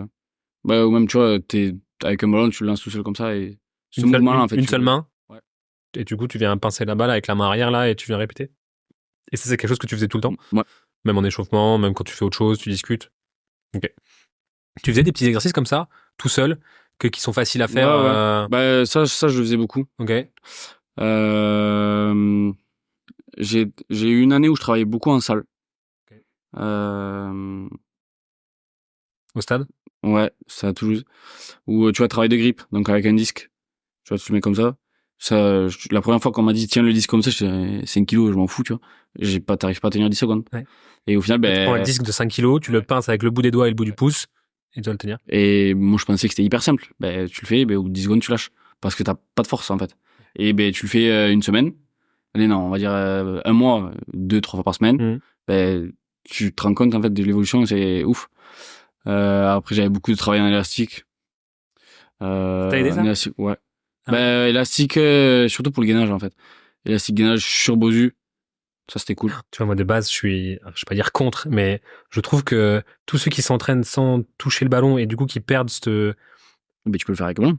Oui. Non, mais toi, je trouve qu'une passe à l'élastique, faut arrêter de dire que c'est comme une passe avec le ballon. Au pire, l'élastique, tu te le fous là et tu tiens le ballon là. Oui, c'est vrai. Toi, t'avais plutôt un objectif de gainage et de coordination. Et après, là où ça, tu le vois bien que ça marche, c'est si tu fais ballon lesté.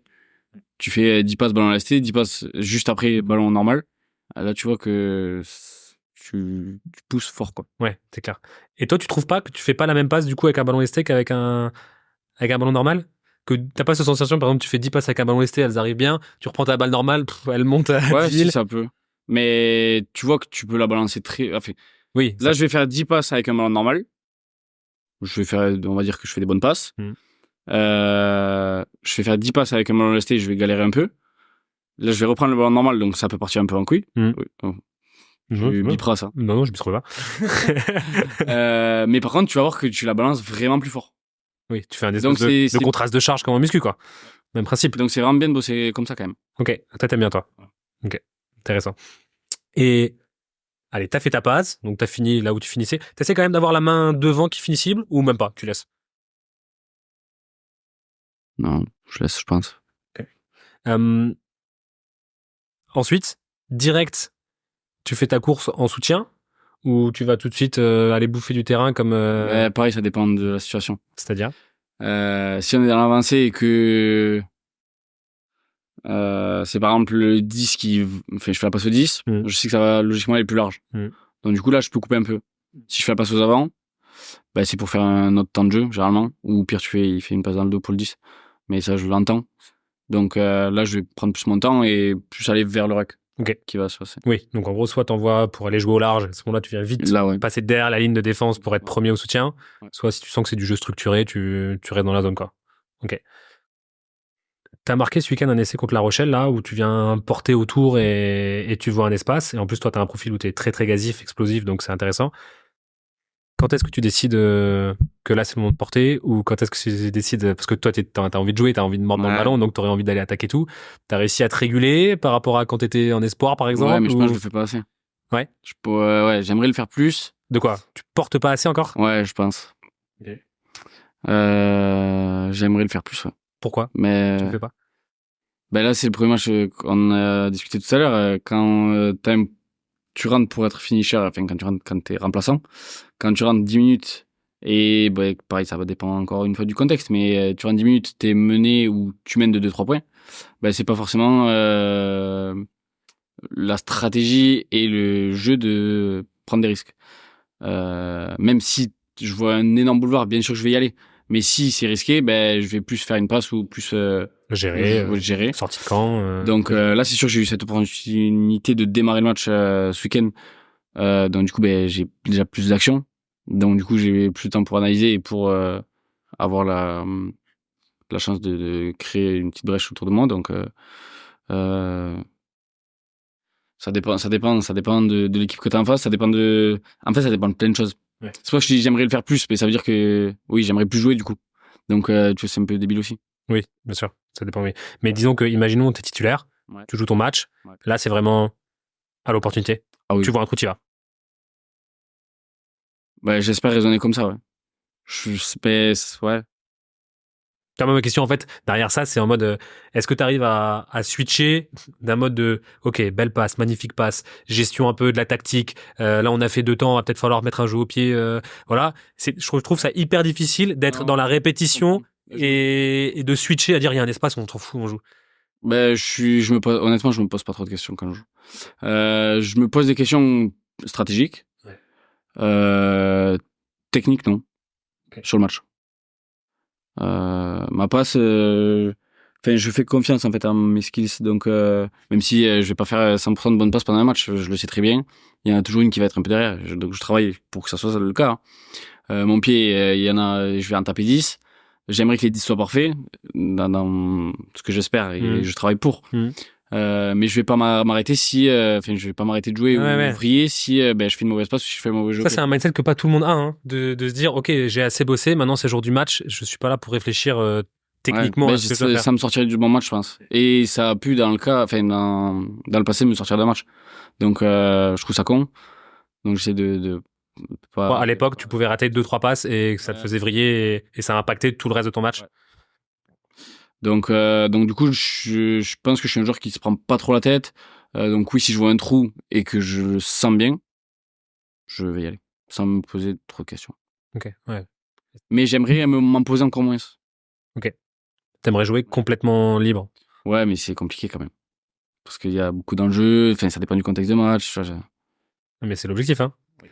Et quand tu lis des livres un peu sur les All Blacks, des trucs comme ça, ils te le disent qu'à un moment donné, à la belle époque des All Blacks, quand ils gagnent 2 Coupes du Monde de suite avec Carter, Mahanonou, Memphis, tout ça, ils disaient on a atteint un espèce d'état de flow où en fait t'as plus qu'à jouer au rugby, quoi. Tout le monde est sur la même longueur d'onde, c'est un orchestre qui est... L'état de flow, c'est dur de l'avoir collectivement. Ouais.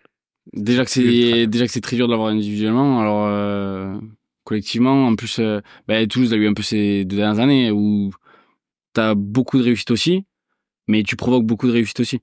Et en fait, ça avance comme ça. Et ça, le truc, c'est que t'avais peut-être 5-6 mecs ils peuvent faire n'importe quoi, ça marchera. Ouais. Et c'est fou, hein. Mais c'est très dur à voir, je pense. Ouais, c'est clair. Mais les mecs sont en confiance. Déjà, ils ont une grande confiance en eux et ça bosse bien. Et en plus, ils ont une confiance en l'autre aussi à côté, tu vois. Bien sûr. Puis une confiance avec le staff, une confiance dans l'ensemble, quoi. Donc, ça se travaille, bien sûr. C'est clair. Bon, on a vu à peu près toute ta passe. Comment, il y a un aspect, j'ai lu une interview de ton entraîneur qui disait qu'il aimerait que tu progresses encore sur cette partie de justement gestion de match, gestion temps fort, temps faible. Ça, le problème, c'est que autant on dit il faut que tu améliores ta passe, c'est hyper simple, tu vas sur le terrain et tu fais ta passe jusqu'à ce qu'elle soit meilleure et c'est acté. Comment tu apprends ça? Parce que ça, c'est juste lié à l'expérience finalement. Donc, comment tu bosses ça? Là, quand moi je sais que je vais avoir certaines qualités et je vais avoir certains défauts ou par exemple je te prends un exemple de ce week-end, on est dans nos 22, je veux faire un coup de pied de 9 pour aller en touche, je vais être trop gourmand, je vais essayer d'aller trop loin et ça sort pas. Du coup c'est dans ces moments-là, tu vois, où il faut que je travaille dans ce détail-là où l'objectif, moi, c'est quand t'es demi-mêlée, c'est sortir aux 40-45 mètres. C'est validé. C'est pas dur. Mais à chaque fois que nous, les neufs, on le fait pas, c'est parce qu'on est trop gourmand. Sûr. Parce que tu veux toujours aller chercher plus loin. Et t'as beau dire, quand t'as un neuf, je pense à Lougou, à un moment donné, qui avait fait un coup de pied qui sort aux 40 adverses, t'es là, tu fais, ah oui. Bien sûr. Ça claque. Et puis, tu vois, t'es un peu en concurrence aussi avec les adversaires, donc tu te dis, vas-y, moi, je vais taper encore plus loin, je tape encore plus loin. Ouais. C'est con. Mais on est des compétiteurs, donc. Sûr. Donc, je pense que c'est sur ça, moi, j'ai du boulot. pas forcément aller chercher un peu trop lourd. Et en même temps, ça fait partie, c'est pour ça que t'es jeune et que t'as envie de taper. Oui. Paul Manette, il me disait, ma plus grosse apprentissage, là, être pilier droit en Pro D2, faut quand même se le taper, se bouffer 40 matchs que des mêlées, enfin voilà. Et quoique ça joue plus maintenant, c'est plus la même Pro D2, mais. Ils sont sur synthé, ça va. Mais c'est clair. Et tu vois, il me disait, lui, son plus gros apprentissage, c'est de pas vouloir gagner chaque mêlée, de pas vouloir renverser l'adversaire, parce que du coup, il était complètement oxy au bout de 30, 40, 50 minutes. Et c'est là que apprendre à gérer un peu, c'est là juste avoir la conserve et c'est tout, et pas vouloir absolument gagner son duel. Et ça ressemble finalement un peu avec toi ce que tu me dis, à dire, OK, là, il faut aussi savoir gérer. L'objectif, c'est que ça sorte. C'est le plus important, même si c'est à 40 mètres et pas 50, quoi. OK. Et du coup, comment tu fais? Tu essaies de te dire avant le match, trouve ta touche, assure-là, ou... Bah là, je l'ai pas fait. Je l'ai pas fait, donc Mais tu vois, comment tu bosses ça? Moi, il faut que je sois plus lucide à ce moment-là, tu vois. Ça, c'est pas, en fait, là, d'en reparler, ça m'énerve de moi. Parce que, il faut être lucide à ce moment-là. Je l'ai pas été, du coup. Surtout que poste de 9-10, t'as pas le choix. Tu vois, parce que, en soi, je m'en voudrais moins si je loupe un coup de pied, en fait, si je dévisse. Même si ça me frustrait, hein, parce que je travaille pour pas dévisser et pour, à chaque fois que c'est bon. Mais là, c'est plus oui, c'est mon ego, tu vois, qui a parlé. C'est une décision. Ouais, c'est une décision, exactement. J'ai pas décidé de mal taper, j'ai décidé d'aller taper plus. C'est pas le vent ou la balle qui glisse. Ou ouais, c'est ça. Ok. Donc toi, tout ce qui est décision, il faut que ça tu maîtrises pour. Ouais, que je sois plus lucide sur ça. Ok. Le plus mature possible. Ok. Sur ces gestions des sorties de camp, même plutôt, on va dire ça plutôt des temps faibles, où il faut un peu réduire le jeu, où il faut un peu, voilà. Là-dessus aussi, tu essaies de le bosser. C'est quelque chose que tu bosses ou pas plus que ça? Bah, dans le système de jeu à Lyon, et je pense de plus en plus dans tous les clubs, c'est pas forcément le neuf, honnêtement, il a pas la main sur le jeu. Enfin, il fait le lien entre les avants et les trois quarts. Ouais. Mais c'est le 10 qui va dire tu fais ça ou tu fais ça. Et donc, c'est sûr que moi, si mon 10 annonce un truc et que je dis non, il faut que je gère, là, je dirais à mes avants, non. Enfin, je vais contredire en fait un peu le 10. Mais en soi, c'est le 10 qui a la main quand même sur l'attaque. Okay. Il se gère un peu cette partie. Ouais. Okay. On t'a vu, j'étais assez surpris, aux 6 Nations, commencer à buter. Ouais. Et avec réussite en plus, et à longue distance. Ouais. Je savais pas du tout que tu faisais ça. Non plus. C'est vrai? Non, si, bah, je butais, mais longue distance. Non, enfin, je butais. Je suis pas un buteur de longue distance. Je vais pas taper une pénalité de 60 mètres. Hein. Ouais. Mais si je commençais bien complété avec Paolo Garabizi, qui lui bute jusqu'à 43, 45. Moi, j'ai jusqu'à 50, on va dire. S'il y avait avec 50, 50, ouais, voilà. Et donc, du coup, il y en a eu beaucoup pendant les 6 Nations. Il y en a eu beaucoup aussi à cette tournée d'été. Ouais, entre ces 43 et ces 50. Ouais, c'est ça. Eh bien, c'est passé. Ok. C'est quelque chose que tu bosses, que tu as toujours bossé? Depuis tout petit, tu as buté un peu? Ouais, j'ai toujours buté. En fait, j'ai toujours aimé, donc... Ok. Et le fait de pas buter en match, ça t'a pas fait un peu de dire bon là j'arrête de buter, de toute façon je bute pas en match? Il y a des bons buteurs à Lyon, donc ils butent mieux que moi. Donc Léo qui est un des bons buteurs, Paddy Jackson qui est un très bon buteur. Ce week-end c'est Martin qui a buté. Donc moi si j'aimerais commencer à être buteur numéro 1, hein, je dis pas ça. Hein. Mais quand il y a Léo Berdeux ou Paddy Jackson sur le terrain, je vois pas pourquoi... Enfin, ils sont des très bons buteurs, donc c'est logique que ce soit, entre guillemets, le 10 qui bute. Oui, c'est clair. Mais moi, tu vois, ma réflexion là-dessus, c'est plutôt de dire... du coup, t'as pas buté en match professionnel depuis avant. La dernière fois que j'avais buté, c'est avec Lyon, à Oyonnax que j'avais buté. À Bristol, j'avais buté. Okay. J'avais mal buté. Hein. Ouais. Oyonnax, je fais 1 sur 3, je crois. 1 sur 2. Ouais. Et Bristol, je crois que je fais 2 sur 4, un truc comme ça. Après, je dis pas que j'ai mal buté, mais c'était sur les 5, je les ai pas mises. Ah, mais du coup, tu vois, t'es ça, pas forcément plus en réussite que ça sur les 5-6 dernières pénalités que t'as fait. Non. Et pourtant, 6 Nations, t'es là, 48 mètres, t'es là, tu fais, ouais, vas-y, moi, j'ai pas de soucis, je le prends. Ouais. Ben je t'ai dit tout à l'heure que je me prenais pas trop la tête. Ouais, non, mais attends, mais tu te rends pas compte, mais c'est assez, ouais. Je trouve dingue de... Et en plus, la première que je tape avec l'Italie, c'était contre la France. Et elle passe en plus. Ouais. Et là, quand t'es à ce moment-là, dans ta tête, c'est quoi? J'essaie de faire le vide complet. Je pense, là, je me pose plein de questions sur mon tir au but la semaine, où je vais dire, là, tu vas placer ton pied là. En match, ou à l'échauffement du match, là, je souffle et je fais le vide complet. Ok. Je veux penser à rien. C'est quoi faire le vide? Parce qu'en général, moi, je sais que plus je dis je pense à rien, plus je pense à quelque chose. Moi, je me concentre sur ma respi et Ok. C'est tout. Ouais. Pas de cible de points énorme. Non. Tu vois, je recule pas je vais reculer d'à peu près 5 pas. À peu près, hein. En biais tout de suite ou dans l'axe du ballon? Ah non, en biais tout de suite. Mais tu vois, je suis pas, des fois je suis comme ça, des fois je suis comme ça. J'adore. Tu devrais écouter le podcast de Romain Tollet. C'est un autre monde. Je sais très bien que je suis l'opposé. Mais justement, enfin, c'est pas un problème. Tu vois, des fois je vais partir direct rapide pour buter. Des fois je vais faire 2-3 petits pas. J'ai pas de routine je vais pas penser à mettre mon pied là ou tu vois regarder 3 fois comme ça le truc. Je prends une respi, je sais que je ferme les yeux, je prends une grande respi et je tape. Je peux prendre 40 secondes à taper. Énorme. Ouais. Énorme. Mais après, en fait, dans le passé, je voulais me faire une routine. J'avais en tête, tout le monde fait une routine, je fais une routine. Donc, je veux être comme tout le monde. Ouais. Tu regardes 3 fois le truc, allez, tu refais. Et là, c'est là où tu te poses 40 000 questions. Donc, je me dis, allez, non, je pose le ballon, je vais reculer, je prends ma respi et je tape. Et au final, je me pose moins de questions comme ça. Et ça fonctionne. Mais pour le moment, j'ai la chance que ça fonctionne.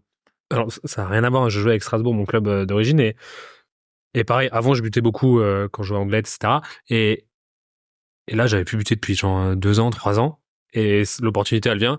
Et du coup, j'étais là en mode, je connaissais même plus ma routine, tellement ça faisait 3 ans que j'avais pas buté. J'étais en amateur complètement et ça. Et là, je bute. Et en fait, ouais, j'ai tout fait à l'arrache exactement comme toi. Et ouais, j'ai fait 100%. Enfin, truc de dingue. Je te donne un exemple. Baptiste Serein, dimanche soir. Il fait tomber son ballon. Tu l'as vu le match? Oui. Clairement. Oui. Il fait tomber le ballon. Il le pose. Tu penses qu'il a réfléchi à sa routine, là? Ah non. Et je pense que c'est là où il a le mieux tapé de toutes les pénalités du soir. Elle part. Mais pas pour elle part magnifique. Bah ouais. Ouais, c'est marrant. Hein. Après, en plus, tu dis, forcément, t'en as déjà fait des milliers. Ouais. Ton corps, il sait buter, tu sais, l'axe, le truc, le machin. Donc, en fait, tu fais tous ces trucs pour te rassurer. C'est intéressant. Mais ça rejoint encore ce que tu me disais avant, en mode, c'est le match, je suis pas là pour réfléchir au côté technique. Après, je dis pas que je le fais tout le temps. J'essaye de le faire. Donc, il y a des fois, je le fais, et je sais que je le fais. Mais j'aimerais, comme je te dis, j'aimerais le faire plus. Ouais. Mais c'est ça que j'essaie de bosser. Intéressant. T'aimerais prendre plus de responsabilités là, pour l'instant, tu me le dis, il y a des mecs qui sont plus forts que moi. T'aimerais, je sais rien, moi, dans ton futur club, prendre des responsabilités et t'annoncer comme buteur numéro 2, numéro 1 Ben, bien sûr. Ok. Ben, je vais être numéro 1. Ok. Mais là, c'est pas j'aimerais, je vais dire, je veux être buteur numéro 1. Ok. Et puis il me dit oui, il me dit non. Hein. Mais je vais pas dire je veux être numéro 2. Non. Ah non, mais c'est intéressant, tu vois, de dire. Mais pour autant, tu reconnais qu'il y a des buteurs qui, pour l'instant, sont meilleurs que toi. Ok. Et du coup, le tir au but, c'est quelque chose que tu bosses après les entraînements. Ouais. Tu bosses quand en général? Jour off et mise en place. Ok. Jour off, genre là, par exemple, c'est quoi votre semaine type là? Là, vous jouez. Là, c'est le bordel parce qu'on joue dimanche. Ouais. Mais sinon, journée type cette année, c'est lundi Clarity. Ok. Mardi, mercredi. Clarity, pour ceux qui ne comprennent pas, c'est en gros de la mise en place du système de jeu, quoi. Exactement. Mardi, mercredi, c'est collectif. Ok. C'est pareil, collectif. Ouais. Jeudi off. Ok. Donc, je vais le jeudi matin. Ok. Faire jeu au pied de neuf et but. Ouais. Vendredi, mise en place. Donc, je bute là. Okay. Et samedi, match. Tu bosses jeudi, vendredi, quoi. Tu butes jeudi, vendredi. Ouais. Et je joue au pied neuf tous les jours. Tous les jours. Tous les jours en séparé, tout seul, dans tout quoi. Ouais, fin d'entraînement. Fin d'entraînement, je vais me faire 10 de chaque côté. 10 de chaque côté. Plus. C'est ta routine. Ouais. Enfin, je te dis 10, mais des fois c'est 8, des fois c'est 12. Hein. Ok. Et avec un objectif précis? Genre, tu te fais un. Je le fais avec un ailier, comme ça lui il bosse aussi. Et non, tu vois, moi je sais que. Tu fais tout? Tu fais une touche directe, un box kick classique? Ouais. Et je sais que moi, après, parce que c'est des calculs, entre guillemets, qu'on fait aussi en amont, parce que tout n'est pas fait au hasard quand même. L'objectif de ton jeu au pied de neuf, sur un jeu au pied de pression, c'est qu'il fasse aux alentours de 22-23 mètres. Moi, je suis pas. Donc, je suis buteur de longue distance, mais j'ai pas un jeu au pied immense non plus. Donc, mon ballon, il tient pas 5 secondes en l'air. Donc, j'essaie dans les calculs, c'est 4 secondes et quelques. Ouais. Donc, c'est qu'il arrive à 22-23 mètres. Et donc, du coup, j'essaie à chaque fois d'avoir ton box kick, c'est 22 mètres et 4-5 secondes en l'air. Là, ouais, 5 secondes, je serai jamais. Parce qu'on avait fait les stats quand 5 secondes, c'est long, on se rend pas compte. Ouais. Mais nous, on avait fait les stats avec, à Toulouse. Je crois que c'était Meuret à ce moment-là qui tapait le plus fort. Enfin, le plus haut, du moins. Je crois qu'il était à 4 secondes 6. Et moi, à ce moment-là, je crois que j'étais à 4 secondes, peut-être 1 max. Okay. Là, je dois être à 4 secondes 2, si je la touche parfaitement et tout. 4 secondes 2, 3 max. Et donc, du coup, l'idéal, c'est que ce soit 22-23 mètres. Mais après, ça dépend aussi de ton ailier. Si lui, il aime juste plaquer, donc tu peux la mettre un peu plus loin. Ou s'il aime contester Ou en l'air. s'il aime contester en l'air, tu peux la mettre à 19 mètres. Ouais, ça. Si t'es au 40, juste avant les 40, s'il veut la contester. Moi, quand je bosse, j'essaie de bosser ça à 22. Si elle tombe j'ai 20-25, tu vois. Il faut pas qu'elle soit plus courte, il faut pas qu'elle soit plus longue. Ok. Et tu veux qu'elle soit dans le couloir des 5 ? Ou tu te laisses un peu de marge pour pas prendre de risque, justement ? Oui, quand je bosse, je veux qu'elle soit dans le 5. Je te dis pas qu'en match, je vais viser forcément les 5. Tu vises quoi, du coup, en match ? Dans les 15 ? Non. 8. Ok. C'est ta cible ? Tu prends ça comme cible sur ton box kick ? Non, je vais dire 5 et je prends un peu de marge. 8, quoi. Ouais, mais je vais pas du tout regarder les 15. Hmm. Mais j'ai 2 souvenirs avec Toulouse où je tape des box directs en match. Ça me fait chier. Ça, c'est pas possible. Ah non, c'est pas possible. Ça, c'est pas possible. Ça me fait chier. Je rentre à Montpellier. Ouais. Je rentre à Montpellier de Moll. Je tape une box direct en touche. C'est pas possible. Ouais, c'est loin. Il y avait pas de vent. Ok. Ouais. Mais ça, pareil, c'est des mauvais souvenirs, mais tu... Ah bah, tu le fais une fois. Ouais. Ou 2. Ouais, je fais 2 fois. Mais du coup, tu vas prendre plus de marge. Parce qu'en soi, qu'elle tombe à 8 ou à 9 ou 10, c'est pareil. Ouais. Bien sûr. Donc, Bien sûr. juste, faut pas qu'elle aille à 15. Même si à 14,5, c'est validé, tu vois. Ouais. Mais bon. C'est quoi pour toi tes points vraiment majeurs de progression, là ? En gros, qu'est-ce que tu bosses en ce moment ? Ben là, avec mon match de ce week-end, c'est la stratégie qu'on a dit tout à l'heure. Et puis, ne pas être gourmand. Sur certains points. Peut-être être plus sur d'autres, mais tu vois, on te dit ce week-end, la stratégie, c'est de taper en touche et il faut pas qu'il joue vite, donc dans les tribunes. On appelle ça comme ça, taper dans les tribunes. Ben, il faut qu'elle sorte dans les tribunes.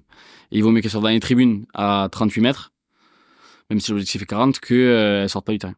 Ouais. Voilà. C'est qui pour toi la référence à ton poste ? Après, on parlera peut-être de référence dans le même profil que toi. Ok, donc ta deuxième question est bien parce que du coup, je vais te dire Antoine Dupont, j'ai eu la chance de jouer avec lui parce que c'est le meilleur.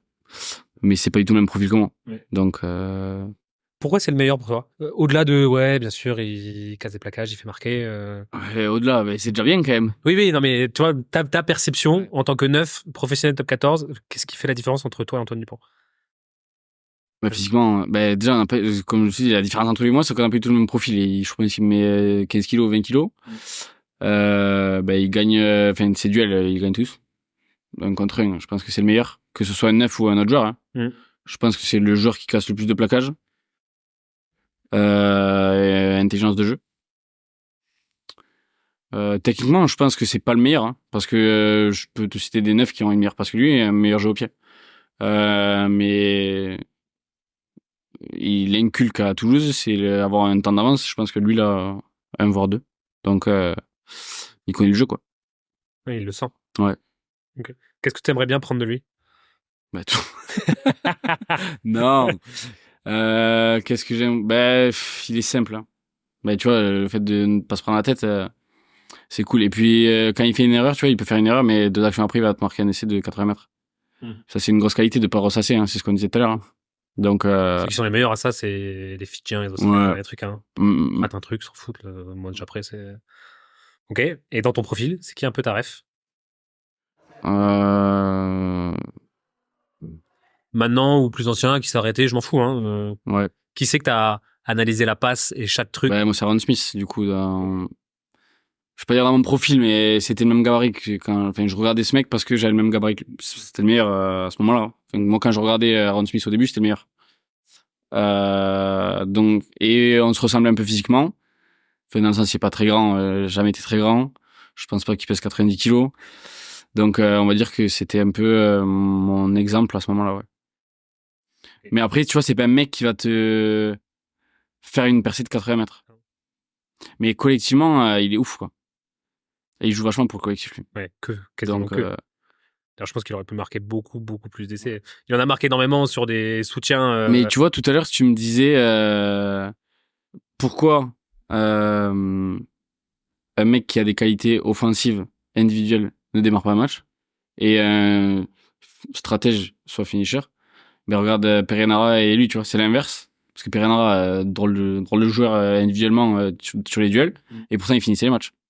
Ouais, c'est vrai. Et puis en plus, si tu Et regardes ça un peu, a marché un paquet de c'est un temps avec les paquet Blacks. match, quoi. Et ça nous aurait peut-être servi contre l'Afrique du Sud d'avoir un peu un œuf qui peut emballer. Tu vois, c'est le profil, ça dépend toujours. Oui, c'est vrai, t'as raison. T'as raison que l'inverse peut être. Mais collectivement, Smith est au-dessus de Perinara. Ouais. Même au niveau des skills, c'est juste que ouais, au niveau des duels, Pereira, c'est Ouais. une machine. Il a ce côté fou qui permet d'ouvrir des brèches. Ouais. T'aimerais bien avoir ce côté fou un peu plus? C'est ça que tu me disais quand t'aimerais avoir plus encore de. Ce côté fou, pas forcément comme un Perinara. Perinara, il est un peu fou parce qu'il a les qualités aussi pour le faire, tu vois. Qualité Moi, j'ai pas la d'offload, prétention de dire que je vais faire des offloads comme Perinara. Je vais le tenter, je vais me prendre une manchette, moi, je vais rester au sol pendant 10 heures. Donc, non, je joue avec mes qualités aussi, tu vois. Et j'ai pas la prétention de dire que j'ai les qualités de duel de Perinara à passer les bras, Oui. à Mais longer. de tout ce que t'as cité, t'es peut-être le plus rapide. Donc Oui, tu peux peut-être aller chercher, oui. gagner des duels. Alors je trouve que c'est quand t'es le meilleur, quand t'as vraiment de l'espace là, c'est là que tu te régales. Oui, donc c'est pour ça que je te dis, et c'est exactement ce qu'on disait en début d'interview, on est tous différents. Il y a pas un joueur de top 14 de début de mêlée qui se ressemble, Ouais. honnêtement. Et pourtant, ben, regarde, t'as un Le Garec qui est un peu plus physiquement, enfin, je ressemble Complètement, plus hein. à lui qu'à un Pereira, Complètement. mais qui a une grosse qualité de offload. Donc ça dépend en fait du type de jeu aussi que Oui. tu fais, quoi. Oui, c'est clair. Et je pense que j'en sais rien, tu me diras, hein, mais je pense qu'il a beaucoup aussi bossé Le Garec, tu vois, les schistes après contact. Bon, c'est un truc que j'ai jamais bossé parce que je vais pas aller chercher une schiste après contact. Et pourquoi pas? Et pourquoi pas? Non, mais oui, c'est vrai, pourquoi pas? C'est quelque chose que t'as en stock, que tu. Je pense que je peux le faire. Tu l'as bossé? Mais je pense, ouais, j'ai déjà bossé. Mais je suis pas sûr que ça me vienne automatiquement, tu vois. Oui. Parce que je suis, ouais, Quoique c'est peut-être comme le travail de jambes. ouais, c'est vrai. Tu regardes les Blacks, ils travaillent hyper souvent, juste travail d'offload, simuler plaquage en tombant, ils tombent sur un matelas et ça joue. Oh, ça, on le fait. Mais, ouais. En tout cas, c'est pas quelque chose qui donne naturellement. Dans ton- Peut-être que ça viendra, ouais, honnêtement. Je pense que comme je t'ai dit, je me prends pas la tête, donc si jamais l'occasion, elle est là, et l'action fait que je dois faire ça, peut-être que je le ferai. C'est On clair. verra où elle tombe, hein, mais peut-être que mon bras, il va partir, quoi. On arrive vers la fin. Tu vois, 1h26, on est plutôt pas mal. Hein. T'aimes bien est-ce que tu le fais, te lancer un peu des défis? Je pense à Antoine Dupont qui tout d'un coup a appris à faire un box kick pied gauche, qu'il a fait. Non, c'est ce genre de truc, ou par exemple, là, on parlait d'offload, c'est pour ça que j'y ai pensé. C'est des choses que t'aimes bien explorer, aller au-delà de ta zone de confort et tester de nouvelles choses? Je travaille le jeu au pied du gauche depuis, enfin, bien comme il faut, depuis le début de la saison. Ah ouais? Et Énorme. 2 semaines avant le match de Bordeaux, Ouais. donc je rentre sur le terrain, je suis remplaçant de cette année. Hein. Je veux faire une sortie de camp où le ballon cafouille dans le ruck, donc je me mets en position du droit. Le ballon cafouille dans le ruck, il part du ruck. La balle sort. La balle sort du ruck, donc au final on fait des rucks, c'est la merde et tout.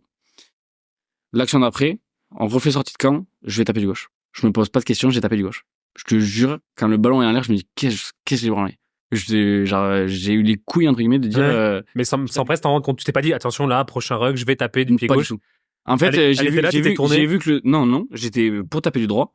Je voyais que le mec allait me contrer. Il était beaucoup trop proche, j'avais un tunnel vraiment nul. Juste un mec, ouais. Et je me suis foutu. Et ce que je travaillais, tu vois, de faire comme ça et de taper du gauche, j'ai tapé du gauche. Je me suis pas posé de questions et honnêtement, c'est trop bien tapé. Elle est belle? Elle est très belle. Alors que honnêtement, quand je m'entraîne, elles sont pas aussi belles, tu vois. Ouais. Mais parce que quand je m'entraîne, je me pose trop de questions. Pourquoi? Enfin, il faut qu'elle fasse comme ça et tout. Et quand tu tapes de ton mauvais pied, honnêtement, c'est pas du tout naturel. Pas du tout, Pas du tout. Mais ça devient de plus en plus naturel puisque je bosse beaucoup en ce moment.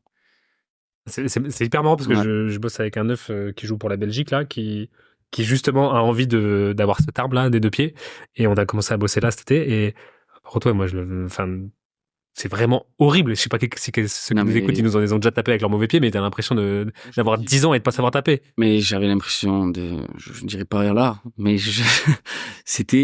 mais je ne comprenais pas. Je ne comprenais pas, j'avais l'impression de n'avoir jamais joué au rugby de ma vie. D'être un handicapé, ouais, vraiment. Ouais, complet. Et au final, je l'ai bien bossé, j'ai été bien coaché par rapport à ça, et au final, c'est de mieux en mieux. Ok. T'as commencé quoi en juillet? Août. Fin août. Fin août. Ouais. Et là, c'était quoi, mi-septembre contre le bébé? Ouais, 2 semaines après. Et ouais, c'est pour ça que je te dis. Putain, moi, j'avais dit à mon joueur, là, je sais très bien, ça va être dégueulasse pendant 6 mois. L'objectif, c'est qu'au prochain 6 Nations, je joue le 6 Nations B. L'objectif, c'est le 6 Nations B en février, que tu puisses Non, mais lâcher je un te box dis, kick pied gauche. oui. Je te dis, là, c'était exceptionnel. Ah bah, mais justement, ça doit te conforter là-dedans. Ouais. Et comment, du coup, tu le gères, ça?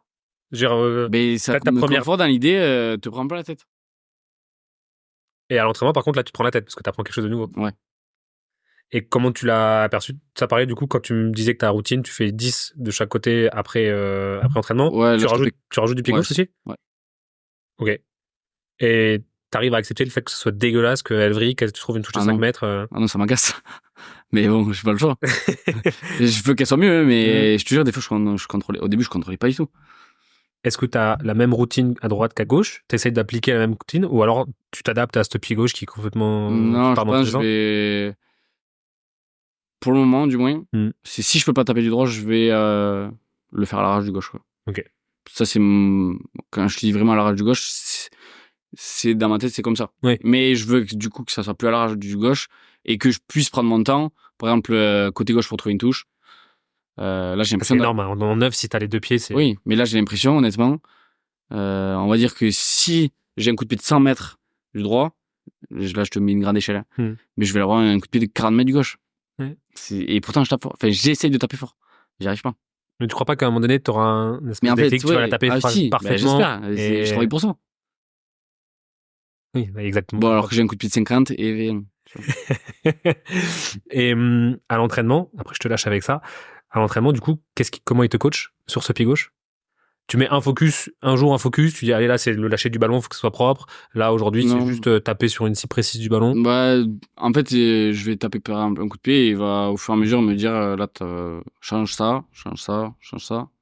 Moi c'était beaucoup le souffle au début où je me bloquais, tu vois, j'étais gainé comme ça. Okay. Et du coup j'étais tout recroquevillé et au final de souffler, mais j'étais relâché. Plus de travail de posture finalement. C'était pas forcément posture parce que je peux être comme ça et être gainé, tu vois. Ouais. Et du coup travail de relâchement alors. Ouais, relâchement. Ok. Ça t'a libéré sur ton pied gauche? Non mais libéré, après je te dis pas que je suis un champion du pied gauche. Attends. Okay. Le prochain jeu au pied gauche que je vais faire, tu vois. Je vais le surveiller de ouf. Ok, donc le souffle. Et quoi? C'est ça qui m'a fait le plus progresser. Ok. Et t'as 2-3 autres trucs comme ça qui vont changer un peu ou pas? Tu vises un point précis sur le ballon? Non. Ok. Je le taper. Et en fait, moi j'ai une particularité aussi, c'est que je le tiens pareil. En fait, déjà pour taper du pied droit. Ah, tu es dans la même position que quand tu tapes? Ouais. Bah, déjà, je le tiens à l'opposé, moi, quand je tape du pied droit. C'est-à-dire? Bah, vas-y, comment tu tapes du pied droit? Bah, je vais le tenir comme ça, main. Eh bien, moi, à l'opposé. Ta main gauche, tu fais un box kick pied droit, ton ballon, tu le tiens, main gauche, c'est la main gauche qui te l'amène? Non. C'est ma main droite, mais je le tiens en haut. Et du coup, tu le grippes? Non. Je le pose un peu comme ça. Ouais. En fait, j'ai toujours tapé comme ça. Ok. C'est une autre vidéo, ça. Je vais regarder ça. Mais là, si je veux taper là-bas, je vais taper comme ça. Si je veux taper droit. Ok. Trop bizarre. Ouais. Et tu sais que je m'en suis rendu compte il y a... Quand on tapait du gauche. Je m'étais jamais rendu compte. Oui, parce qu'en général, on dit il faut qu'avec la main si tu tapes pied droit avec la main droite, que tu l'amènes au plus proche. Et la façon de faire, c'est de le tenir un peu vers le bas et de venir. Ouais, moi je suis à l'opposé. Quand tu regardes Johnny Wilkinson qui fait un drop, lui, il la dépose presque carrément et du coup, ça libère ton autre bras pour faire, pour qu'il bosse, quoi. Je suis à l'opposé. Bon, ça marche quand même. Bon, comme quoi, tu vois, ça, on en revient encore à notre point qu'on a évoqué 10 fois. Hein. Chaque neuf est différent et au final, je pense vraiment quand tu as des réflexes qui sont là, toi, tu joues au rugby depuis que tu as 5 ans, tu fais des box kicks depuis que tu en as 8, c'est des choses qui sont intégrées dans ton cerveau. Ok, je trouve ça hyper intéressant. Allez, dernière question. Tu commences à atteindre un niveau où tu es professionnel, où du coup tu es jugé, pas que par tes pairs, pas que par tes coachs, mais par du public. Tu commences à être en équipe d'Italie, donc forcément tu as plus de médiatisation. Comment tu gères ces critiques? Comment tu gères ça? Je regarde pas la presse. Ok, rien. Si, je regarde... non, si j'ai une notif sur mon télé, on a tous régulièrement à l'équipe. Ouais. Honnêtement, je fais pas attention. Le Canal Rugby Club, je regarde pas. Ok. Je regarde tous les matchs. Enfin, tous les matchs que je peux regarder. Je regarde la Pro D2, mais je regarde pas forcément le Canal Rugby Club. l'analyse des matchs et tout. Je pense être hyper objectif envers moi-même. Je sais quand je fais un match de merde, je sais quand je fais un bon match. Je sais quand je fais une action de merde, je sais quand je fais une bonne action. Donc, j'ai pas besoin